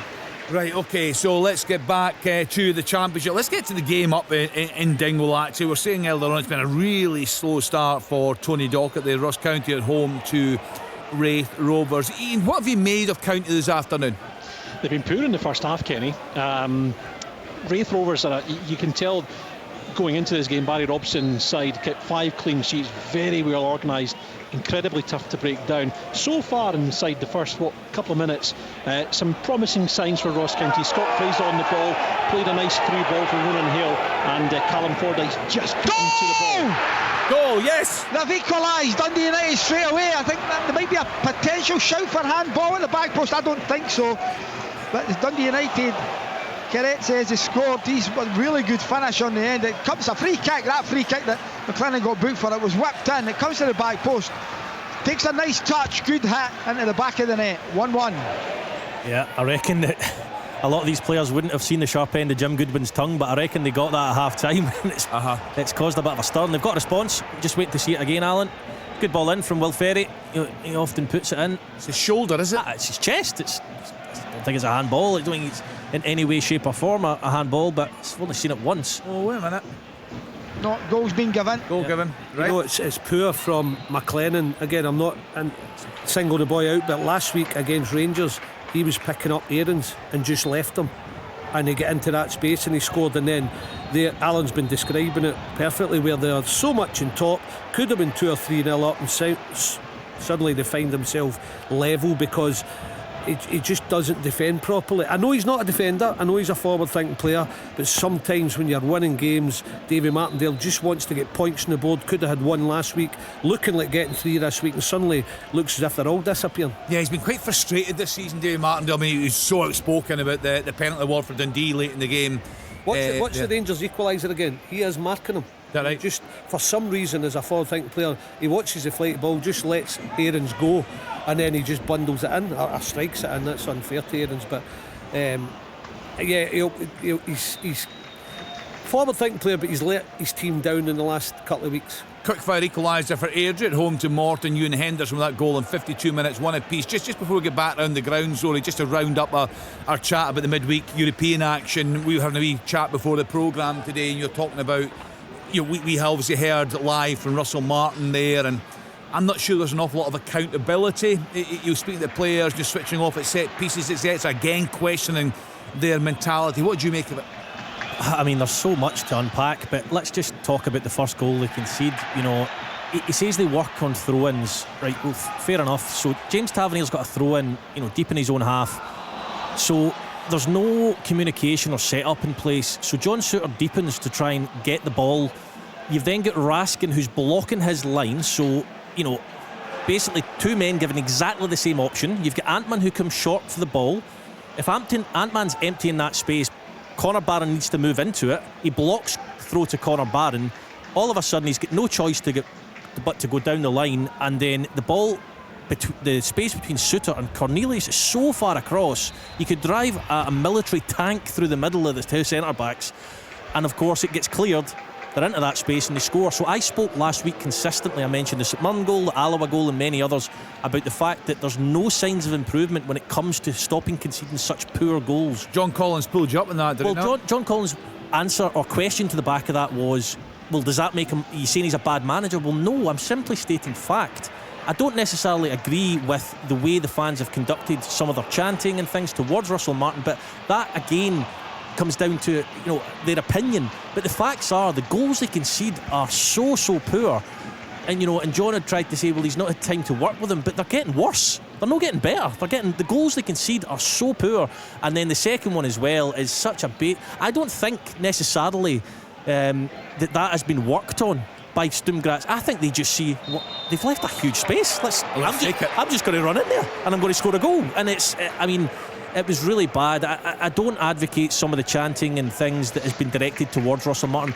And on John Collins' points last week at the booing, I think booing's fine. You're venting your anger. I think it's went too far at times.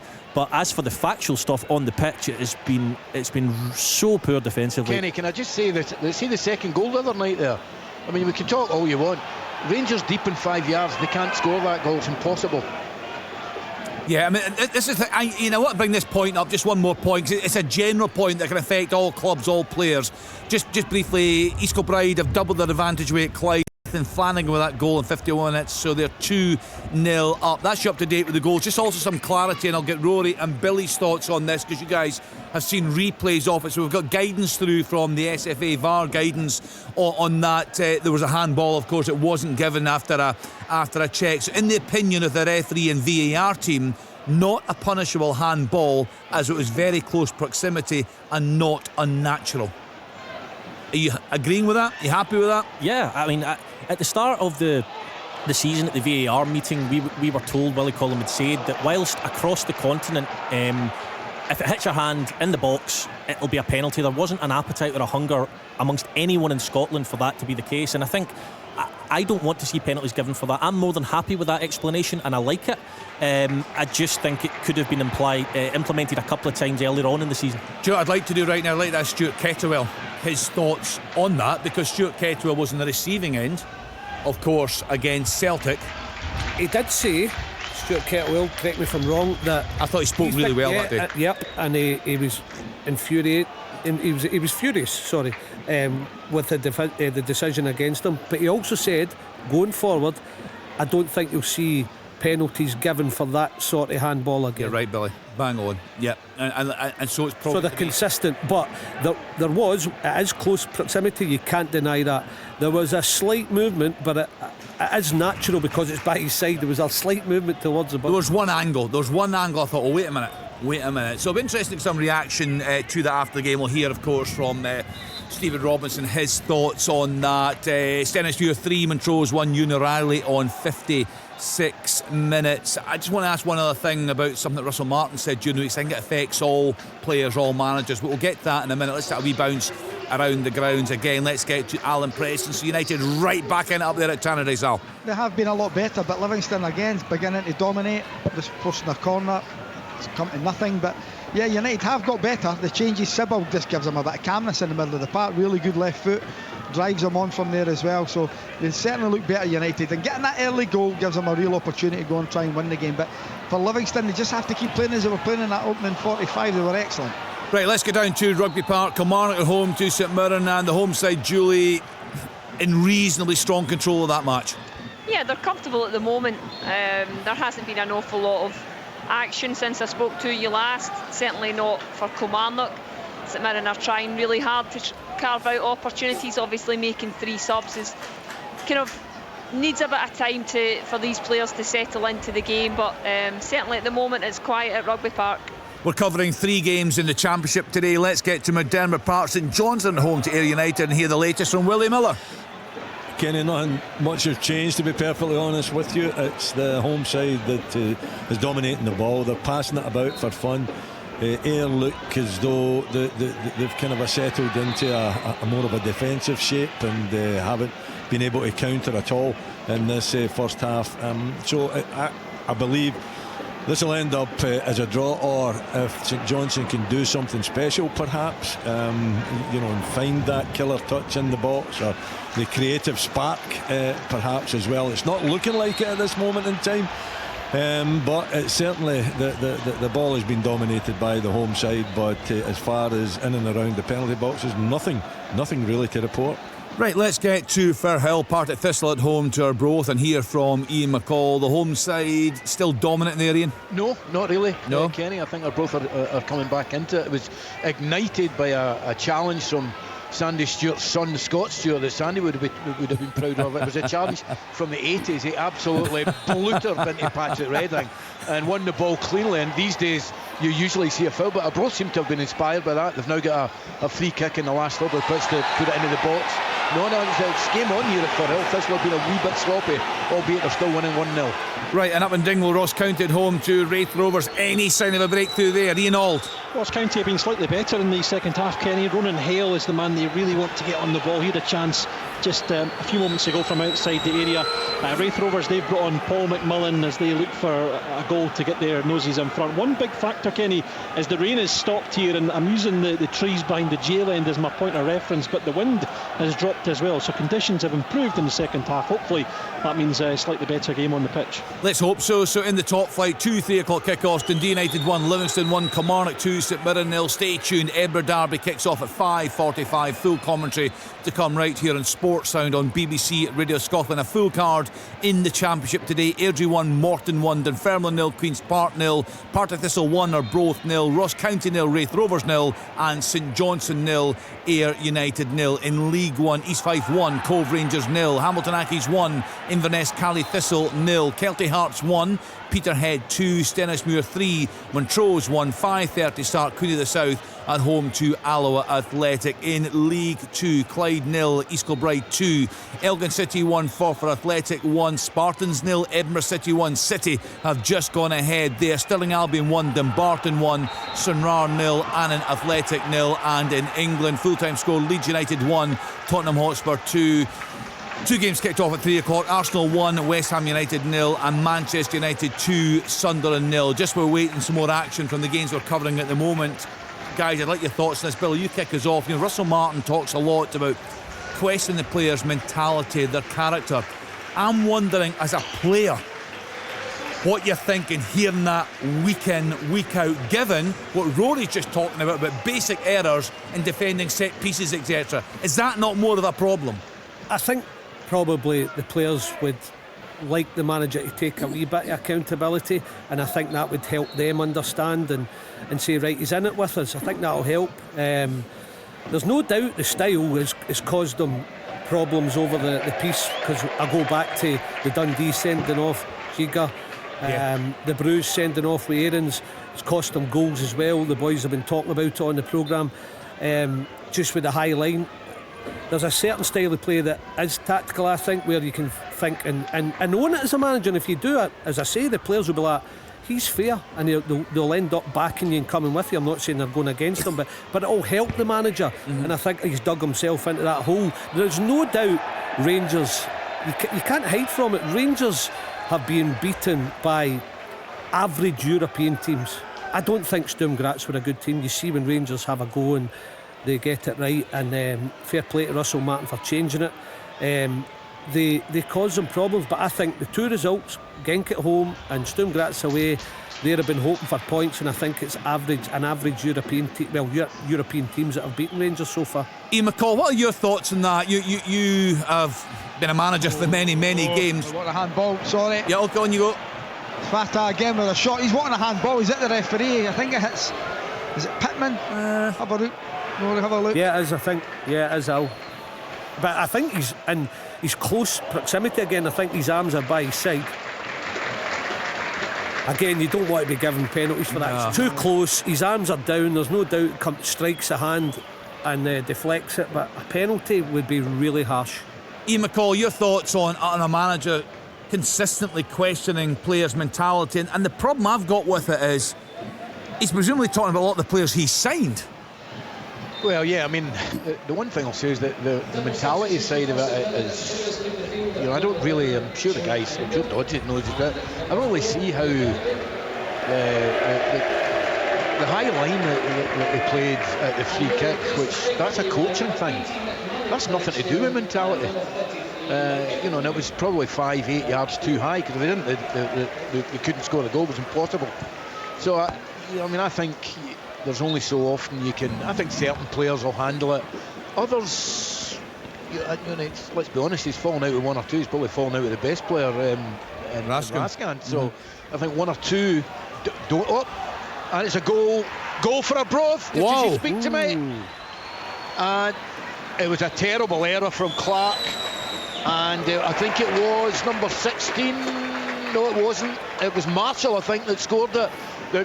Clark's got to come, and just as you were talking, McKenny, Clark's just got to come and take it, and he's parried it, and it may have been Marshall, number 17, but I'll confirm that in a wee minute. But definitely a Broth back in track. The goal has been given. Part of Thistle won, a Broth won. And you said it, Ian, that Thistle just failed to kill the game off, and a Broth had a big chance in the first half, and now they've taken this one. Yeah, and listen, Thistle have just made a couple of changes, but just before that with Stanley and Samuel coming off for Watt and Latoja. But whilst I wouldn't say it's been coming, Thistle didn't put the game to bed, so a Broth have started the second half, the first 15-20 minutes of it, really well. Right, Finlay Marshall with that goal in 62 minutes, and elsewhere Inverness Cali Thistle have equalised with Hamilton Accies, Alfie Babbage on 63 minutes. Just briefly, Willie, your thoughts on this, your manager continually calling out players' mentality and character? In public, I don't think it's wise, to be perfectly honest. I think, in saying that, I think if he's saying that in the dressing room, Kenny, I think if you're up front and honest with players in the dressing room, and then you take it out to the press, then I think you can put up with that. But for me, I think constantly criticising the mentality of your players, I don't think it's the way you should go. I don't think players respond to that. I don't know. I mean, the modern player might be different from an old stager like me and maybe in McCall. But easy, goodness. Don't put me very close in age. Don't put me in with yourself and Collie, please. Oh dear. Do you think the amount of times he's done it, Willie? Do you think the amount of times he's come out in his press conferences and you know, criticised him. I agree with you to an extent, I think once or twice, but there does seem to be, like, I've worked under Peter Houston, for example. If you didn't play well, he'd come in and he'd absolutely roast you, but he'd protect you in front of the press to a degree. Maybe the odd time he'd come out and say no good enough, but he's done it so many times, Russell Martin, without actually even slightly considering it may be something he's done. And trust me, the modern day player, actually, just on that, Billy McNeil actually told me he was going to have a go at me in an after-match kind of a rant, and he just told me just to take it. He didn't really mean it. That's before the game. But he wanted to have a go at me, you know, so that I suppose, you know, me being the skipper and that he was setting an example that I wasn't beyond having you know, the finger pointed at me. But that's an old management kind of a trick, I would suggest. Well, I did exactly the same thing with Yogi. I had a really good Falkirk team, but everybody knew Yogi and I were good pals. And I slaughtered him in the dressing room and slaughtered him in the press. But I'd already told Yogi I was doing it, so the rest of the players thinking, oh, if he slaughtered Yogi, he's going to ring in all of us. He's brave. Not a bad boy. But I'm telling you, trust me, a pussycat. you could go to people like Willie and Yogi in those days, and there's no problem. I'm telling you, the modern day player now, you have to tramp eggshells now. Is that right? Yeah. It depends on your relationship with them, though. No, there's times I have a good relationships, but I'm just saying to you, in general, the percentage that you know that they don't like being spoken about and they don't like being put down, especially publicly. He must be running out of ways to explain poor performances. You know, he's reaching now. It's he's been running out of ways. He's used the same one every week. Well, no, he's not taking any accountability, Tom. Is that a problem? Yeah, it is a problem, but you know, it was a throw-in on Thursday night, then it was a red card, then it's some lack of mentality, then it's something else, missed chances. It's something every week, and like you can't keep doing that, and it just shows that he's having to come up with excuses every week because the performances have been poor pretty much every. Sorry, Tom. There was a time when we played St Johnstone in the playoff final, and for the first time that season, I went a 3-5-2 to Max St Johnstone. We were hopeless. We weren't used to it. And straight after the game, own it. I just said, my fault first half, 45 minutes. We come back, we were 2-0 down after 10 minutes. We come back and drew 2-2 because the boys kept Broadfoot and that said, we're not comfortable in that formation, Gaffer. Do you think I'm going to go, it's nothing to do with tactics? You own it, and it'll help you with the players, trust me. I think that's important. He said when he was talking about the throw-in and all the time that they spend on throw-ins and training. Well, if they spend all that time on throw-ins and training, then it shouldn't be happening. And it's even worse. But he also said somebody doesn't do their job. You know, somebody doesn't do their job. To be fair to him, though, Tom, his players just haven't been good enough, have they? I mean, they've been awful by and large. Nobody at that club. I know it's nitpicking with the throw-in and constantly going on about the same thing because mistakes can happen, but I didn't. If the players are trying to do what they practiced, I can't really see what that is, because the movement and the ways that you create space from a throw-in is, you know, one person empties a space, another goes into the same space. Yeah. But there just seemed to be a lack of understanding and cohesion. So I don't know whether some players are trying to take on what the manager and others aren't. But I mean, it was a shambles of a goal. Well, they're away at Falkirk tomorrow. Aberdeen at home. Indeed, that's a big game for Jimmy Chalene. Better than the Dons midweek. Better than the Dons last Saturday night, despite 2 defeats. And he certainly sounded a lot more upbeat on Thursday, the Aberdeen manager. And of course, Celtic at home to Motherwell. Really looking forward to that game. We're going to go on the telly in about 3 minutes' time. I'll just give you the latest scores just to confirm what Ian was telling us. Are both equalising away at Partick Thistle. Finlay Marshall in 62 minutes. Hamilton Accies going back in front at home to Inverness. Cardiff Thistle. Kyle MacDonald on 64 minutes. Stranraer 0, Annan Athletic 1. Keith Watson on 64 minutes. And there was, I think, one more goal. Elgin City 2, Forfar Athletic 1. Ryan Sargent on 67 minutes. Alan, just before we go on to television and go back round the grounds, just what's happening there at Tannadice? Much more even game in the second half. It's 1-0 scoreline, but after Livingston dominating that opening 45, United making the changes. Jim Goodwin, credit to him.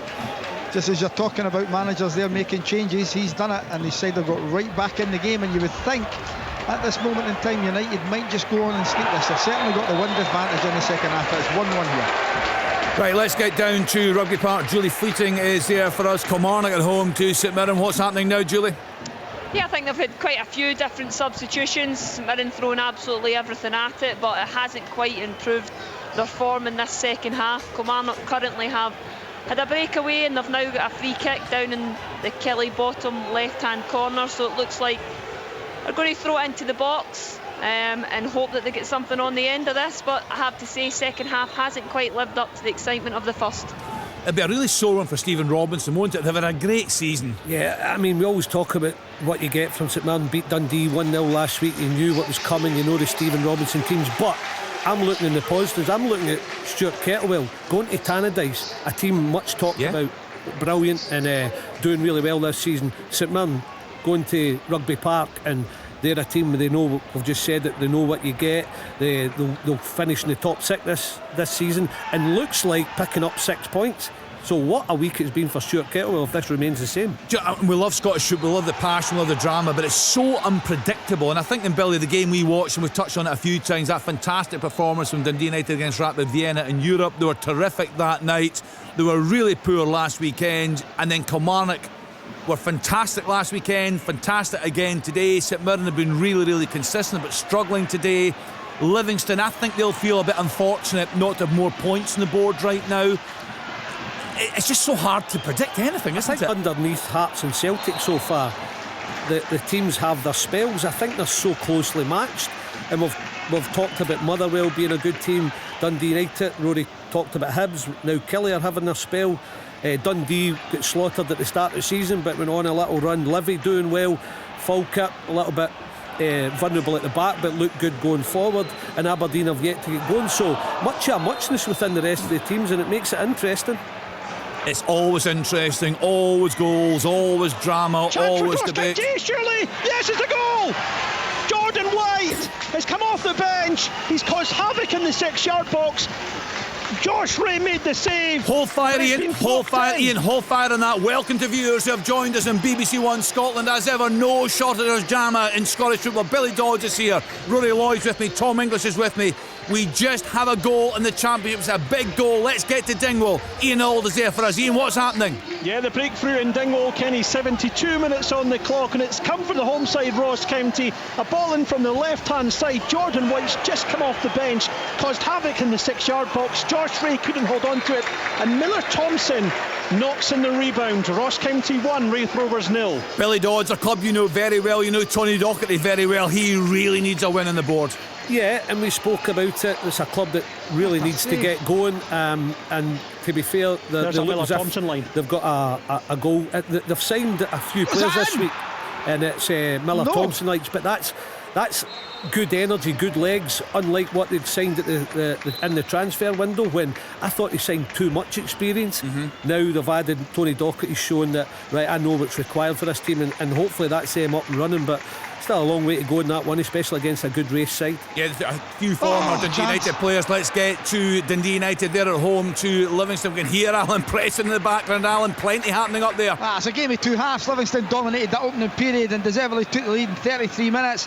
Esselink with a short back pass. Stevie May was on it. He rolled it square to Scott Pittman. Simplistic task. 1-0 Livingston it was at half time. Livingston had many chances in that opening period to add to that, couldn't do it. Second half, Jim Gooden made changes and instantly it pays off. There was a corner come in to the back post, and there was Corretes at the back post. Good control, good hit into the back of the net. Since then, Stevenson's had a great shot for Dundee United, well saved. They've had one knocked off the line as well there, and then a chance at the back post for Esselink. It's all United at the moment. Total game of two halves.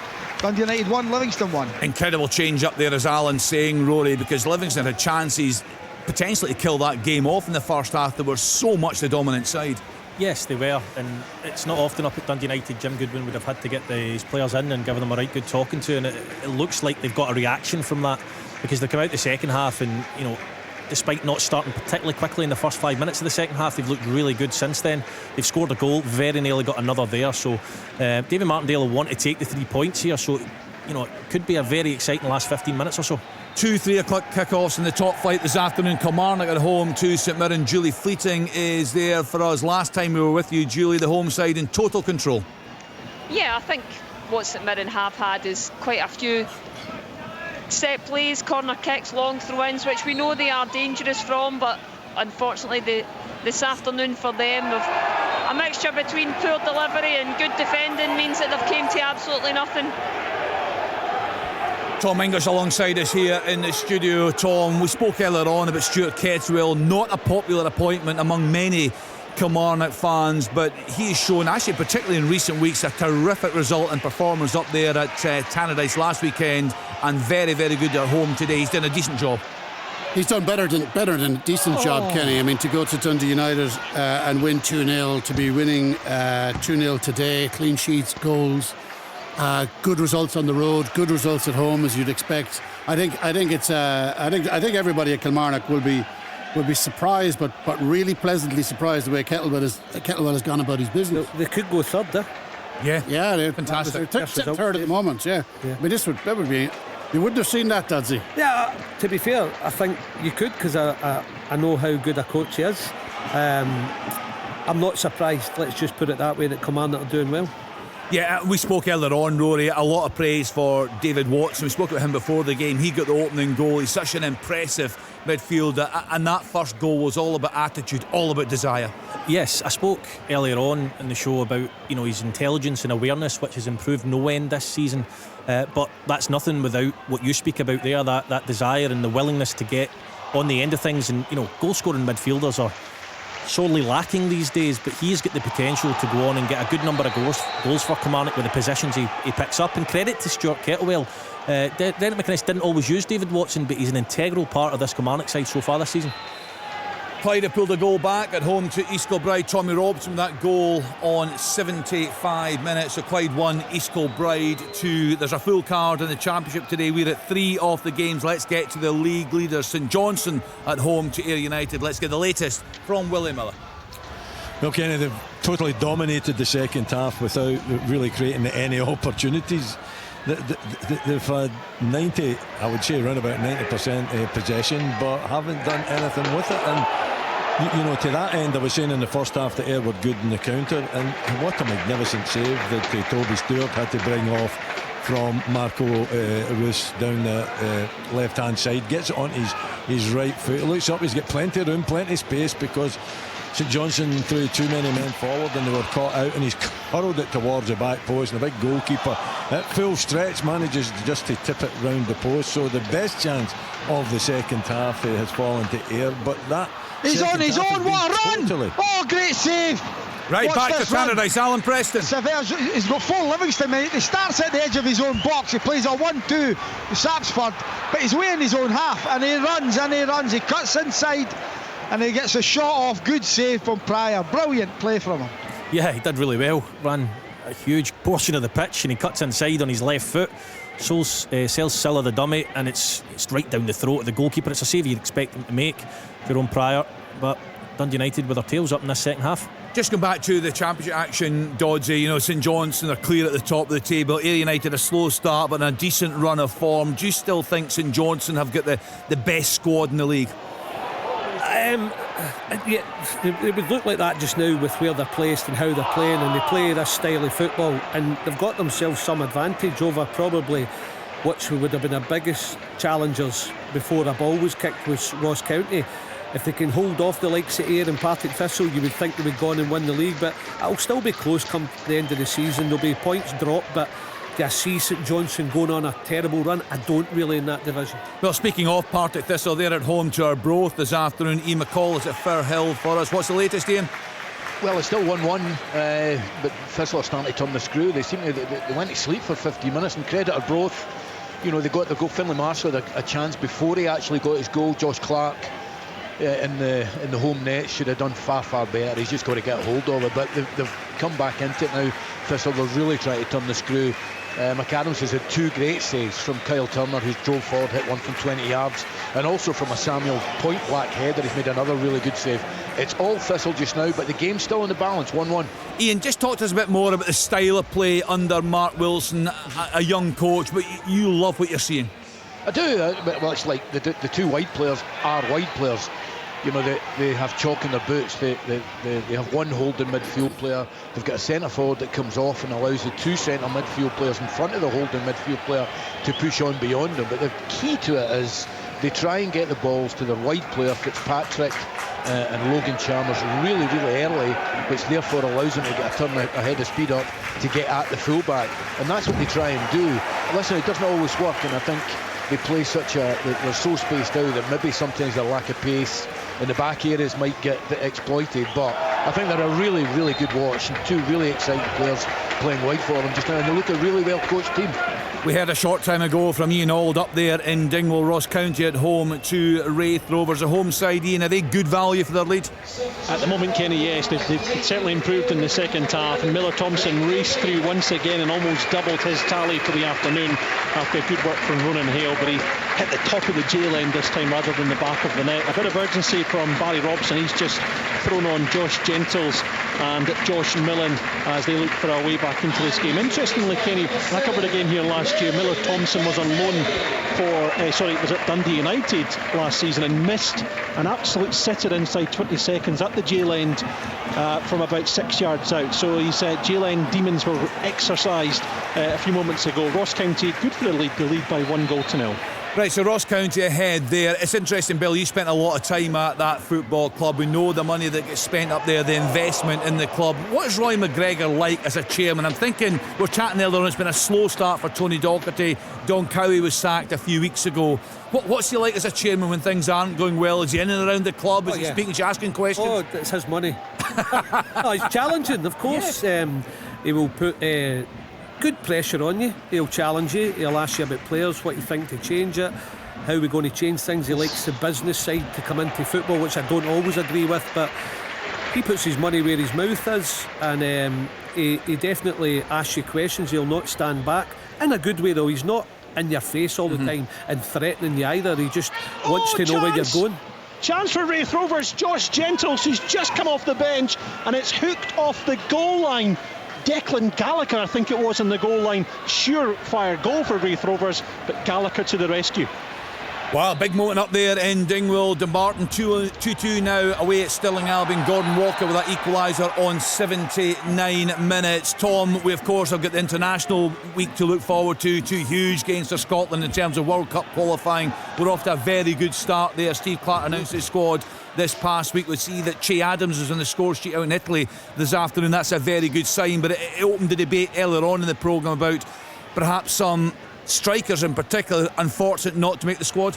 Yeah, I think Lawrence Shanklin, Che Adams got two for Torino today. I think Lawrence Shanklin is very unlucky. I think he's back in form.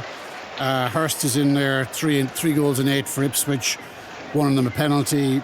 Dykes 2 and 11 for Birmingham. I think Shanklin, I'm perplexed as to why he's not there, to be perfectly honest with you.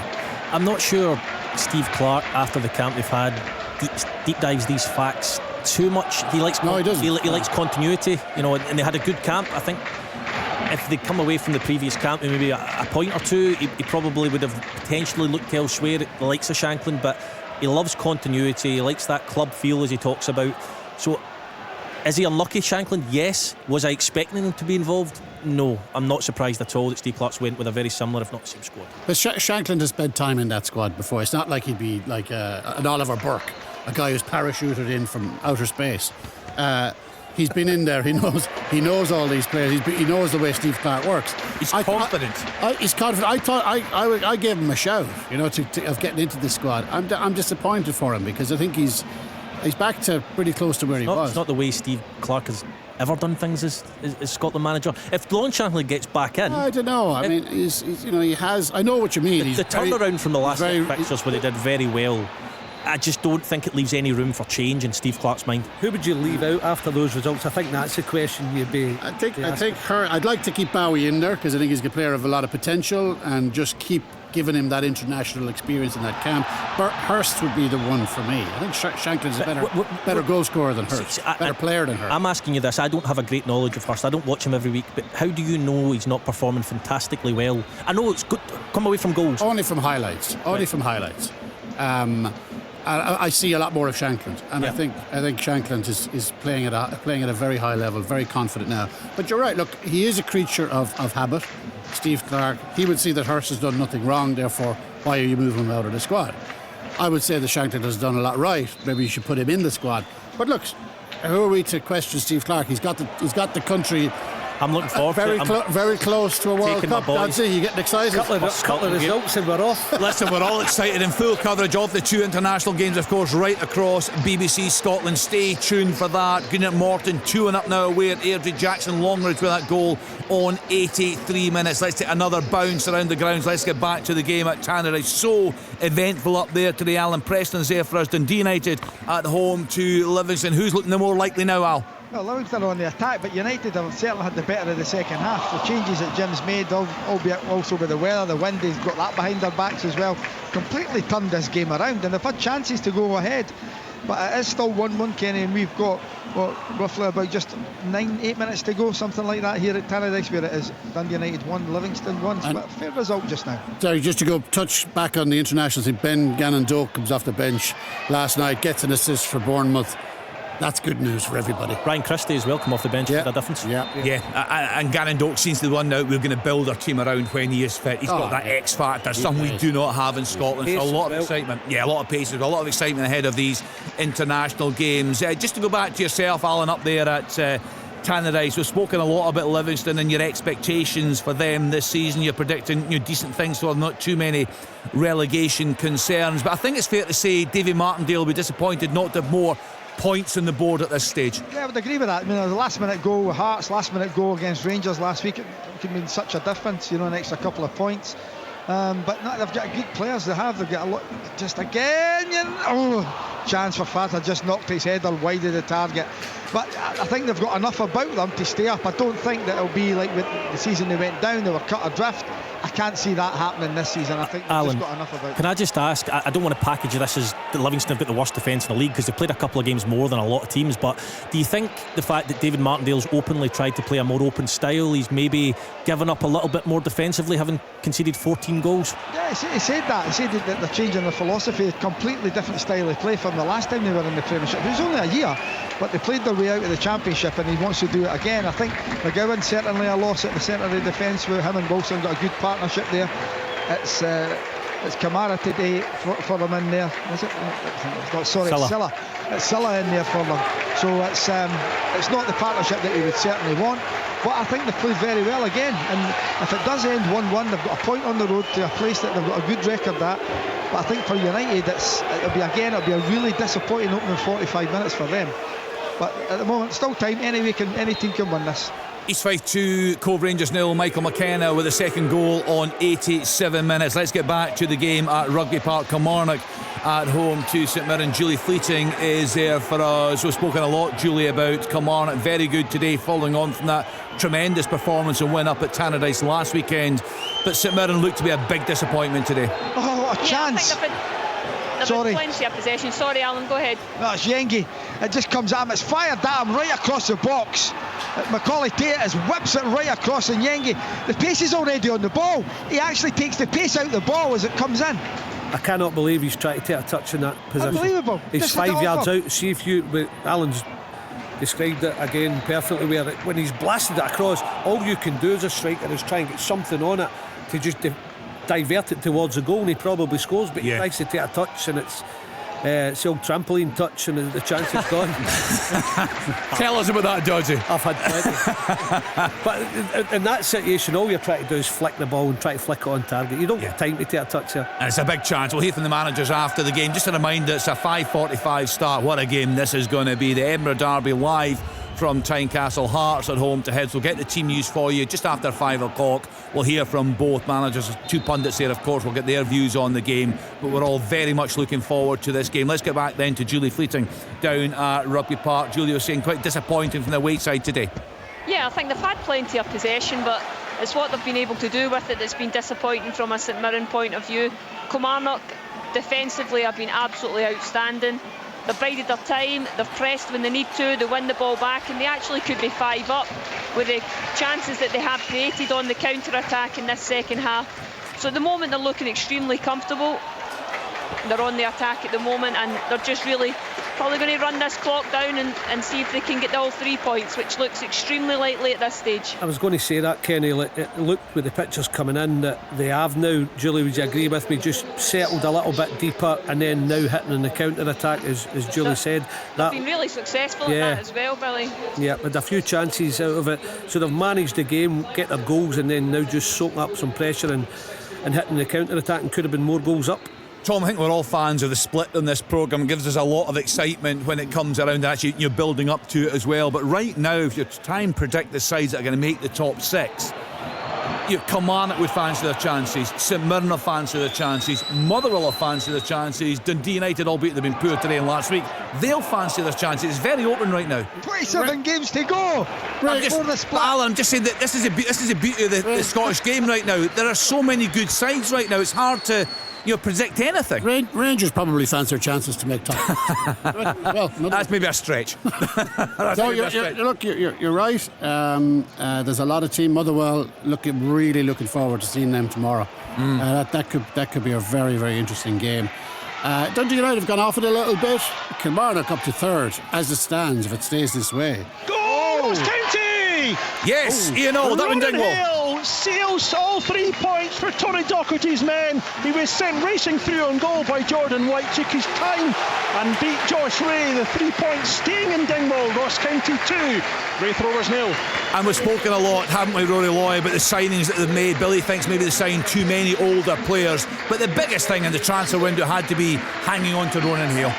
Yes, absolutely. A really good player. He's got fantastic work ethic, and you get a lot of players that float around different clubs who've got a great work ethic, who put players under pressure and create chances for others. But Ronan Hale is capable of taking chances himself and scoring goals, and that is gold dust to any team in the Championship. 5 goals in his last 5 games. Yeah, he knows where the net is. He's a terrific. Listen, I mean, Ross County have done very well to keep him. I don't know how much interest, if any, was in him, but I'd be amazed. If clubs hadn't tried to make a play for him. He must be on a nice earner up there. Yes, yeah. I think he's true. I think he's just a very reliable goal scorer. Very good player, yep. And can finish. And as I said, you get a lot of players who work their socks off, but to be able to finish and convert is another thing. You would think he sealed the points for County up there in Dingwall. Let's get to the league leader, St Johnstone at home to Ayr United. Any sign Willie Miller of a breakthrough there? No. I was hoping I was going to escape, to be perfectly honest. Oh, I don't know. I mean, well, St Johnstone have got no efforts in goal in the second half, and they've had all the ball. I think that kind of sums it up. The only chance in the second half was that Marco Roos strike inside the box on the counter for Ayr. Really good save from Stewart in goal. But I'm sitting here watching it and I'm thinking, well, there's got to be a point, when you're keeping the ball, and the point is surely to create and score goals, and St Johnstone just don't seem to have that. They don't have the quality of player up front or the imagination from a midfield player to actually open the Ayr United defence up, and it's been so kind of a, how would you describe it? I don't know how the fans are feeling out there, but they've been rather quiet, and I can understand why they've been quiet, because their team have had plenty of ball, done nothing with it, and that's why 56 seconds it is 0-0. Time at Dingwall. It's full-time whistle at Rugby Park, 2-0 Kelly. Right, we'll bring you some post-match reaction. Was that a chance, Alan Preston? It's a cross actually for me, that hits the top of the bar and goes away. I don't think that's a shot. Let me know, guys. Not for me. Definitely not. Definitely not. It's just he's aiming for the back post to swing it in for somebody getting the end of it, and he just doesn't catch it right, and it hits the crossbar and goes out for a goal kick. Looks like a big win on the cards for Hamilton Accies. 3-1 up now at home to Inverness. Cardiff Thistle, Ollie Shaw in stoppage time there. It's a surprise, Billy, to hear Willie describing that game up there. I know it's difficult conditions today, but they have been a really good watch. I've seen that in the BBC Scotland channel, St Johnstone this season. Yeah, well, he's back to being Willie. That's good. No, he's right though, because I've watched him a lot. They play a lot of possession-based football. I think the word that Willie was maybe searching for was frustrating at times, but they're still top of the league. they're still doing well, but if they add goals and get an end product, I think they could run away with it. Right, well, are you watching a team that can't score a goal? Just had an email from St Johnson saying he's barred. The jinx is up with McDermott Park today. Definitely up. Definitely. Right, let's get to Firhill. We have seen goals there, Ian. Now, if this ends up a draw, would you say a big disappointment for Mark Wilson, the Thistle manager? Yeah, I mean, particularly after dominating the first half. I've got to say, Arbroath will have deserved a point on their second half showing, but Logan Chalmers 4 or 5 minutes ago has had an absolute sitter to win it. It was a great little pass right to left from one of the other substitutes, Ben Stanley, and he's got a half volley from about, I mean, his first chance that he scored was far easier, from about 5 yards out, and he's just dribbled it, and the goalie's allowed to touch it round the corner. But listen, both have played really well in the second half. They've had 2 or 3 chances of their own. It's still 1-1 here at Firhill. Right, we'll keep you updating these things. We'll hear finally from Ian Auld. Ian just gave us the full-time whistle there, and of course that late goal for Ronan Hale, sealing things for Tony Docherty's side. Ian, a much-needed win. You know that club very well, you know the area very well. Worrying times in recent weeks. Perhaps this could be the catalyst today. Yeah, indeed, Kenny. Yeah, there was full time at Firhill. 1-1 points in the game there that Ross County just lacked a bit of confidence, but this win today will surely do that for them. It was a tough game today. Tony Docherty expected a tough game against Barry Robson's side, and Raith Rovers very difficult to break down. But yeah, I think it was a hard one for Raith Rovers today. They probably deserved more, but Ross County with all 3 points with more late drama. And late drama for Clyde. They look to have sealed a point at home to East Kilbride. They've come back there. Robbie Leach in the 94th minute. Clyde 2, East Kilbride 2. Let's get back to Alan Preston. 0-0. Right, and you sound thoroughly miserable. Willie Miller there. No wonder it's been a poor game up there. That's been a poor game up there. Full time at Tannadice, 1-1. All right, Alan Preston. Back home and watch my DVDs on my videos of dodgy missing chances way back in the day. Betamax of that Cup Winners' Cup final. That'll make my day. Not a great afternoon here. Willie, you became a legend by stopping goals going in, not by watching them flying in. Exactly. I'm getting used to watching them not going in. Do you know what? We'll get so much to look forward to tonight. Surely there will be goals in the Edinburgh Derby. We'll cross to Liam just shortly to get the team news from Tynecastle. We'll hear from both managers. We're on the telly today until 5:15. The action continues in BBC Radio Scotland. Full commentary to come off that game. We had a discussion earlier on today about the potential for Hearts this season. I don't think anyone's suggesting they're going to go on and win the title, but they certainly think they'll run the big two a lot closer this year. So we'll hear from Derek McInnes later. We'll hear from David Gray, a veteran, of course, of these Edinburgh derbies. And get your points into us. Lots of people getting in touch on WhatsApp. Send us a voice note, 08085 92 95 00. Your name, your team and your point, particularly ahead of this Edinburgh derby. What are you expecting from the game tonight? As I say, we'll hear from both managers. Let's go around the grounds though and just wrap things up. Then we'll do a classified scores. We'll have a look at the tables for you, and then we'll get that all-important team news from Tynecastle. Let's start with that game up there at Tannadice, a game of two halves, as Alan Preston has been telling us. Lots of talking points in the game, Alan, but honours even at the end of the day.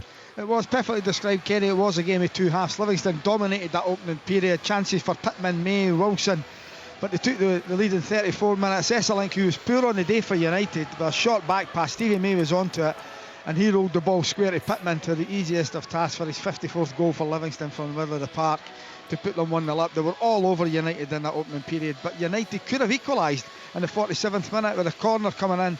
Savelge with a header wide. He should have done better, but it was 1-0 at half time. Into the second half, Jim Goodwin rang the changes, and Dundee United got much better. It was a corner that came in on the 48th minute. Caretes was at the back post with a first touch down, and a shot with the outside of his right foot into the back of the net. Stevenson then had a hit saved. Esselink had an effort wide. Samford had an effort that was knocked off the line, and then Savelge ran 50 yards with the keeper to beat, but the goalie managed to save it. Late on in the game, Fata had a header wide as well for Dundee United, and with 2 minutes to go, Sissoko had a cross for me which managed to cannon off the bar for Livingston. A fair result here at Tannadice in blustery conditions. Final score, Dundee United 1, Livingston 1. Thanks to Alan Preston, a club of course you know very well, Billy Dodds. Dundee United, a big club, huge expectations there. They gave it a right go in Europe at the start of the season. They've had some really good performances up there at Tannadice, but over the last week, last Saturday and today, it'll be huge disappointment for Jim Goodwin. Yeah, frustrated a wee bit because so close to getting that third place, and sometimes the league table does tell you a little story, and a positive story at times, and Dundee United were so close to getting that, but drop them another 2 points today. But by all accounts, Livy deserved the point. Livy could look at it the same way. I mean, they've played Rangers at home, were so close to a point, could have been 2 or 3 goals up today, could have been taking 4 points out of Rangers at home and Dundee United away, but they've ended up walking away with 1. So you can flip it both ways, but Dundee United doing okay, but could have been better. Yeah, and Kilmarnock did the business up there at Tannadice last weekend. Rory was there for us, and they have followed on big style this afternoon at home to St Mirren. Let's get the full-time report from Rugby Park from Julie Fleeting. Yeah, it was a very organised and assured performance from Kelly this afternoon, and it was 2 first half goals for the home side that were the difference. Kelly broke the deadlock in the 28th minute when Anderson latched on to a Kelty pass, only to find his shot saved, but Watson following up to tap home. They doubled their lead in the 36th minute when a magnificent James Brown cross was met by the head of Marcus Dackers. Now, second half, Kelly came out. Similar style. St Mirren were running the changes early doors. Three subs come on at half time, but it was still more of the same. St Mirren, lots of possession, but it was matched by a very robust and defensive display from Kelly. Kelly quite happy to soak up the pressure and hit St Mirren on the counter-attack. They should have added to their tally through Dackers and Daniels, but both strikers were off target. It was enough though for Kelly, and a 2-0 win. Fair result in the end, and a brilliant performance from the home side. Yeah, very, very good. Thanks to Julie Fleeting down there at Rugby Park. Rory, we watched both games in the top flight come in this afternoon, and right from the start, Kilmarnock were at it in tricky conditions there today. They got the opening goal, they built on that. That's just some chances to extend their lead there, and St Mirren just an off day for them. Yes, indeed. But, you know, Dundee United had an off day against Kilmarnock last week. St Mirren have had an off day against Kilmarnock this week, so, you know, credit to Kilmarnock for that. They're the very epitome of the cliche being good in both boxes at the moment. Back-to-back clean sheets, as Julie said. They soaked up that bit of pressure in the second half for St Mirren, who are a good enough team that even when they're underperforming are going to have periods of pressure. Did really well. They took 2 of their chances again. They could have had more, the same as Tannadice last week, but back-to-back clean sheets, back-to-back 2-0 wins. He must be absolutely delighted. Right, I think this should be good, this actually. I think we should maybe have some music playing under this, maybe a violin or something like that. Let's get to McDermott Park. Willie Miller. Oh, please, what a give me some background music. Not good, Kenny. Not good to report. I think you kind of you've taken that out of the excerpts that I've had on this game this afternoon. Listen, I'll go through the chances. There weren't many of them. Ethan Walker had one on the break. He ran down the right hand side. He struck it. Was a tight angle. Struck it. Went by the post. Now this is a recurring theme, by the way, that they don't actually hit the target. Kai Fotheringham had an opportunity for the home side, a header at the near post. He really should have stuck it away. That's my opinion. Jamie Gullen had a strike, and Josh McPake had a strike. Both blocked. And then in the second half, the only real save of the game came from Ayr on the break again, because they had none of the ball in the second half at all. It was Marco Russ that had the strike, got it onto his right foot, curled it towards the back post, and it was a really good save from Toby Stewart in goal. Anton Dowds had a header that he should have done better with, just on the final whistle. Unfortunately for me, not much excitement, not much creativity, very little chances. Goalkeepers have nothing to do. 0-0. I'm away home. Enjoy your night. You'll be fine, Will. Yeah, enjoy your night. Watch Sports Scene tonight. Some decent action from the 2 top flight games, and we're expecting a lot of action from the 5:45 start. Let's just wrap things up in the Championship. Let's get to Firhill. Partick Thistle at home to Arbroath, and Ian McCall is there for us. A day of frustration for the Thistle manager, Mark Wilson. Ian? Yeah, I mean, I think so. I mean, I do think Arbroath, you know, when you're in the Championship, all the full-time clubs want the part-time club to be the team at the bottom, really, really struggling. I don't think they're going to on their second half showing. I think they thoroughly merited their point. I think Mark will be really, really disappointed.